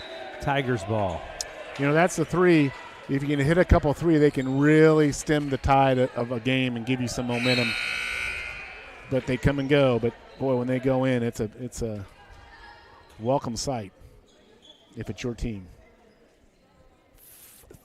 What's the discussion here, Matt? I think we're just getting everyone set. I think we're just kind of checking after game dinner plans. Casey's are double team by the Monarchs. Here's Fisher to Beeson. Right side three. Shot's no good. And Montgomery gets whistled for the foul. That's 2 on Montgomery. And it's Monarchs. We're 3:46 to play in the ballgame. 53-34. Red Oak with the lead. We're going to walk end to end, Matt. 2-shot opportunity here for Grady. Trying to think of the other kid on that team at Weber's. There's always seems to be a Weber's on a Denison, even though there's not one this year. Right. Ryberg at the line. I'm sorry, Grady at the line. Shot from Grady is no good. Almost hit the apparatus. It did. He got dangerously close to the apparatus at top. You mean the shot clock? Dangerously close. Shot's no good. 53-34. Here's a shot. It's good. This one snaps the net. A little press here coming from the Monarchs. So tapped by Grady. Picked up by Montgomery down to Ryberg. Hands it off to Montgomery. He drives down to the baseline and Pushed up. foul on the play. Is that on Beek or? Nope, it's on Galvin. That's second on Owen Galvin. So, Tigers ball. 3:37 to play in the ball game. Tigers ball. Roeder will put it into play into the baseline. At the baseline. And he hits Montgomery out at the top of the key. Pressure from Galvin. Montgomery spins down the lane, off the glass, no good. Rebound, Ryberg. Good job, Ryberg. Skips it across to Beeson. Bounce pass inside to Montgomery. He spins with that little one-handed jumper. It's good for two. That little right-hand hook shot, little soft hook shot, just a patent shot by Reese. Shot up, no good. Rebound, Montgomery. It's really a shot. It's hard to block. It certainly is. And it's a shot you can get off over a taller opponent, too. It's because of the position and your positioning with that. Yeah. It creates space, and there it is again. This one's no good. Lucky there's no over the back there. I think that might be over the back. It could be jump Oh, ball. jump ball. Jump ball. And in fairness, I thought that was over the back there on Reese, but Tigers will take the jump ball. Tigers ball. Roeder will put it into play. Good effort there by Dylan Ryberg. Good rebounds. Working hard for loose balls. Hit a couple buckets. Good for him tonight. Right side Montgomery. He takes a hard take to the basket. It's no good. Rebound Roeder. Beeson wide open for three. It's short off the front of the rim, and it's on the court, scrapping for it. Fall on it like a fumble. 55-35. I think one of the things, it's for a kid who thinks he's a shooter, a kid that shoots the ball, is not to get discouraged with the rest of your game when you're not shooting the ball. Contribute defensively, rebounding, steals. I think for a lot of Tigers, if they're not shooting the ball well, bring those other attributes to the game. Grady underneath board. A couple of opportunities there from Grady. It doesn't fall. Down quickly the other end. Fouts with the ball. Now to Fisher.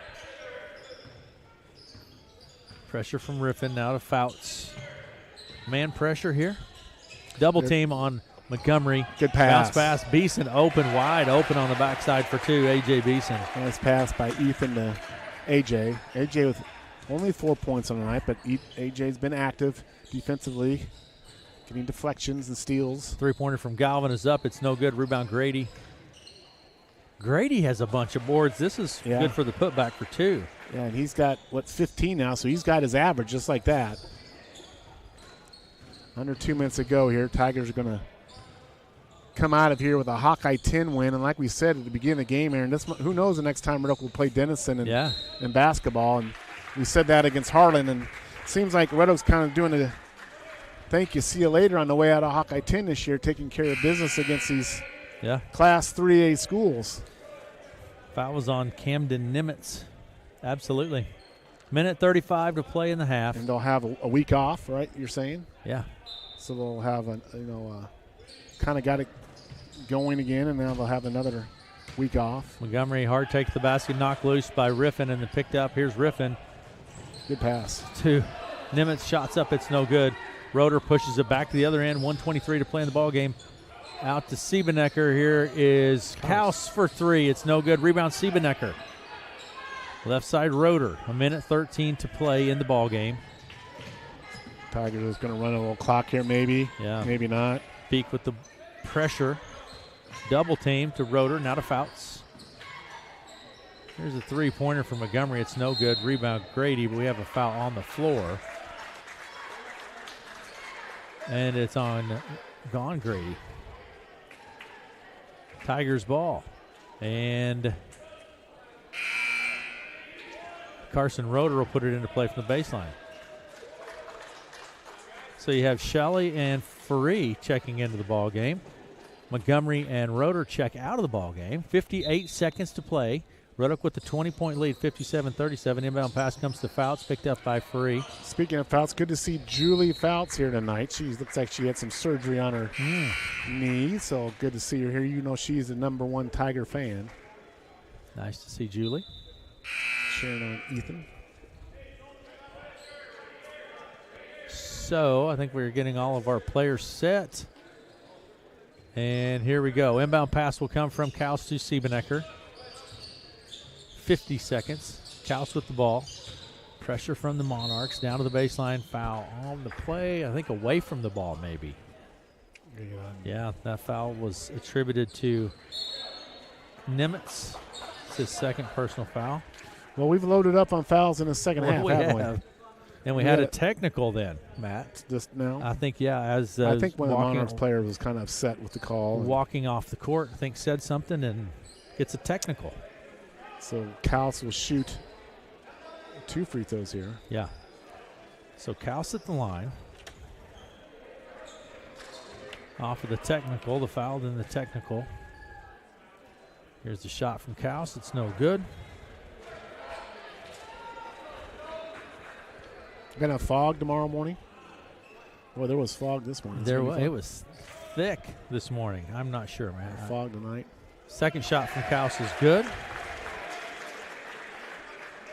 So you had 2 shots for the foul. You have 2 shots for the technical and the ball back at half court, correct? Paige Shelley's going to go line now. Get Shelley a chance to get into the score sheet. Here's a shot from Pace. It's no good. First one.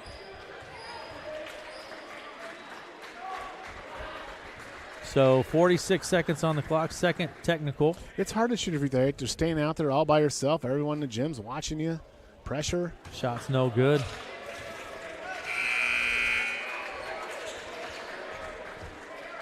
And Tigers ball. A lot of new players on the court here. Yeah, Coach Taylor's cleaned the bench out, and JV guys are in there.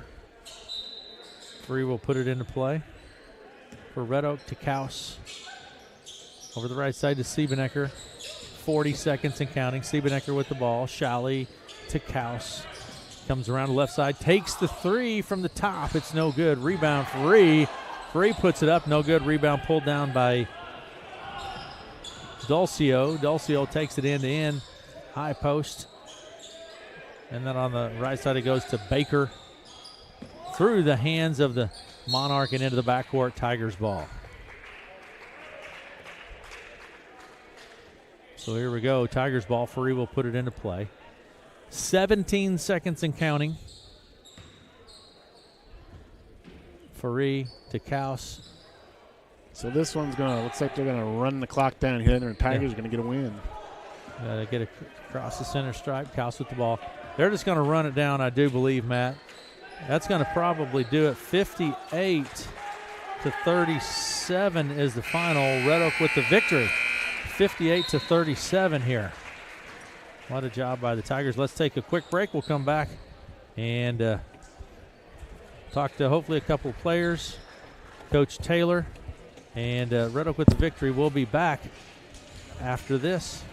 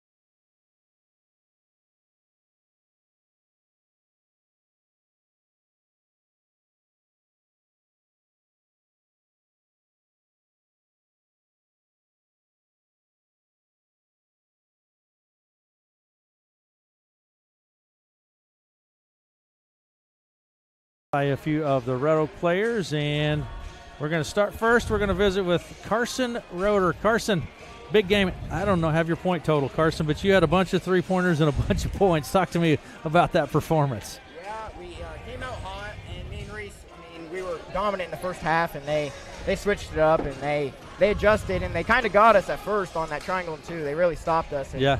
Then we figured it out, trusted our teammates, and then they made it happen. So, Carson, you guys started off, though, really bell to bell, whistle to whistle. You guys controlled the ball game. Yeah. Wouldn't you think?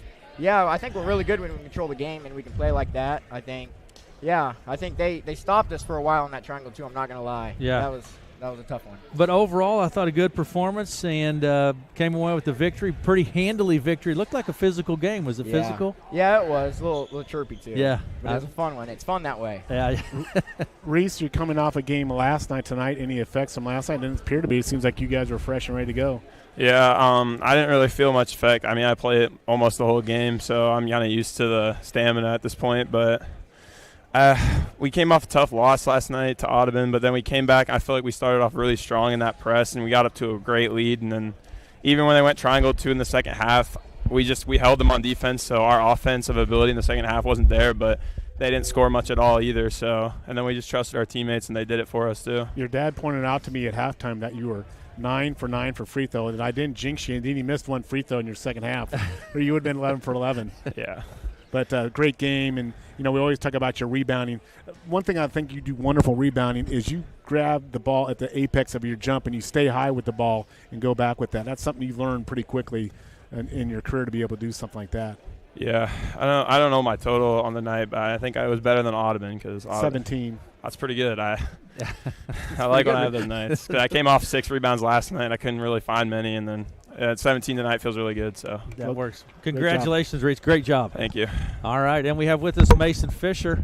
All right, Mason, talk to me a little bit about your performance here tonight. Mason, I thought you did a lot of things tonight. You created a lot of problems in the passing lanes, got a lot of touches, and knocked some passes loose. Talk to me about that. Yeah, so we started off in that half-court 1-2-2, and we were able to get a lot of steals out of that, and that was just from everyone. I just happened to be there at the right time, and we were able to get a bunch of steals and a lot of fast break points. But, again, like I mentioned to Carson, start to finish, it seemed like you guys controlled the ball game. Yeah, I think we definitely did. We had the control, and we were just I lost my thought. So, Mason, here's your stat line. You were plus 23, which is the second highest grade on the team. You had 3 steals, 2 assists, 2 rebounds, no turnovers, and 2 of 5 from the field.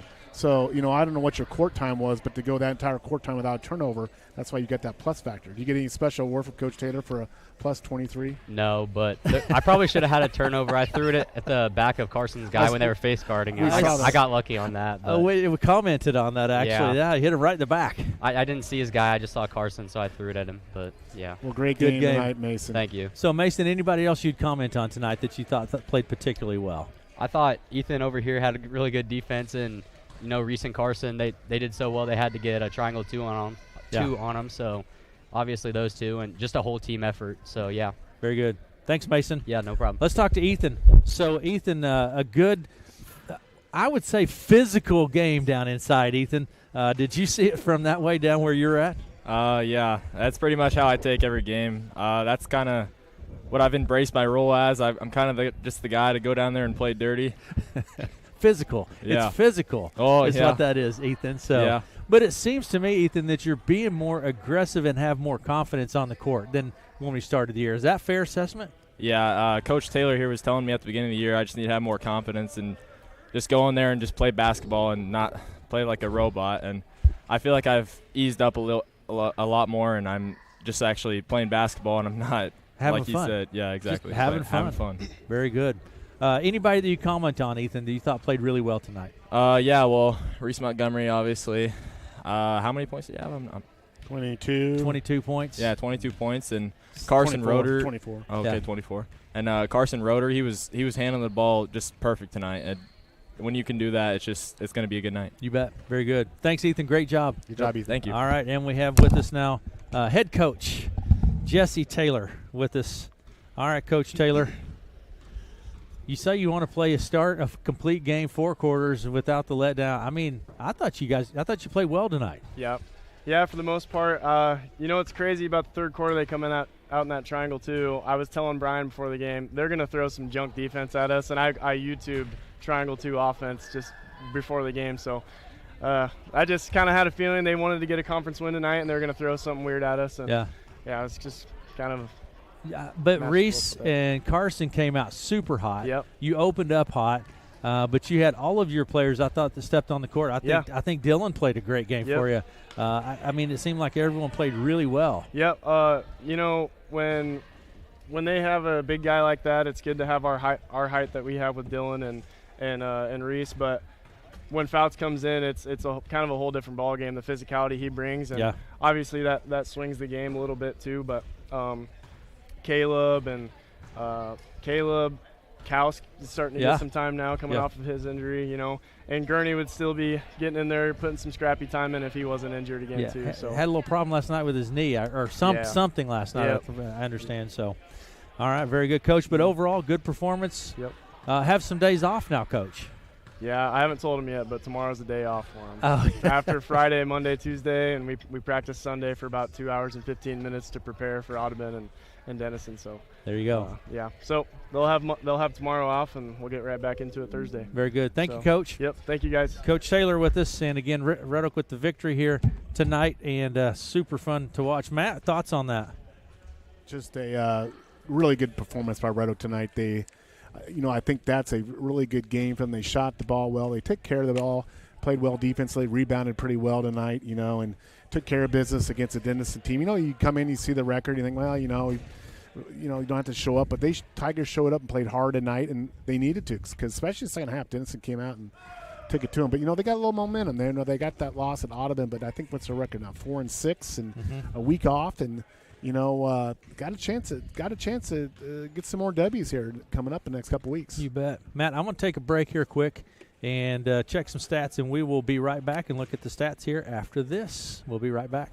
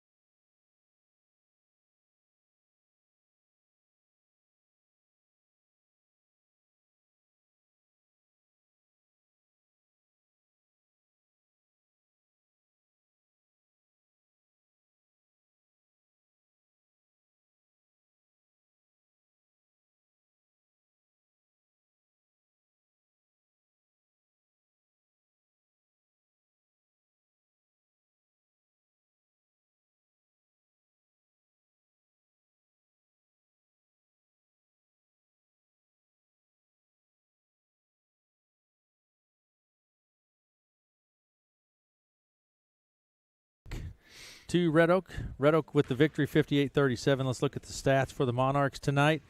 Lincoln Beck with 2 points on the night. Owen Galvin finishes with 3. Caden Nimitz with 2 and was 2 of 2 from the foul line. Blaine Grady started late but finishes with 15 points and 4 of 8 from the foul line. Valentino Dulcio with 4 points. Wilson Riffin with 4 points. And Roman Bigness had 7 on the night. For the Red Oak Tigers, 17 points tonight for Carson Roeder. Great night for Carson. Good night for the Tigers overall. Mason Fisher finishes with 5. And Weston Kaus with 1 point, 1 of 2 from the foul line. Ethan Fouts finishes with 2 points on the night. A.J. Beeson with 4. Great night for A.J. as well. Dylan Ryberg, 3 points for the Red Oak Tigers. Reese Montgomery with 24 points and 5 of 6 from the foul line for Reese. Red Oak gets the victory 58-37. Let me give you a rundown overall what has happened overnight tonight. Junior varsity boys play. It was Denison with the victory 53-46. In varsity girls play, and an exciting one, Red Oak with the victory 32-30 over Denison. In varsity boys play, it was Red Oak with the victory 58-37. Good night for the Red Oak Tigers. I don't know when the last time they have swept a boy-girl doubleheader in the Hawkeye 10. That's been a long time. But, well, it has to be 5 years, right? Yeah, it's been a long time. Because that's 5 years since the last girls' game. So a Hawkeye 10 sweep for the Red Oak Tigers tonight. Very good. Thanks, Matt. Appreciate all your commentary. I certainly do appreciate it. Thanks to Derek O'Neill. Thanks to Melanie for getting all of our production software set up. That's going to do it for us, and we'll see you again tomorrow morning.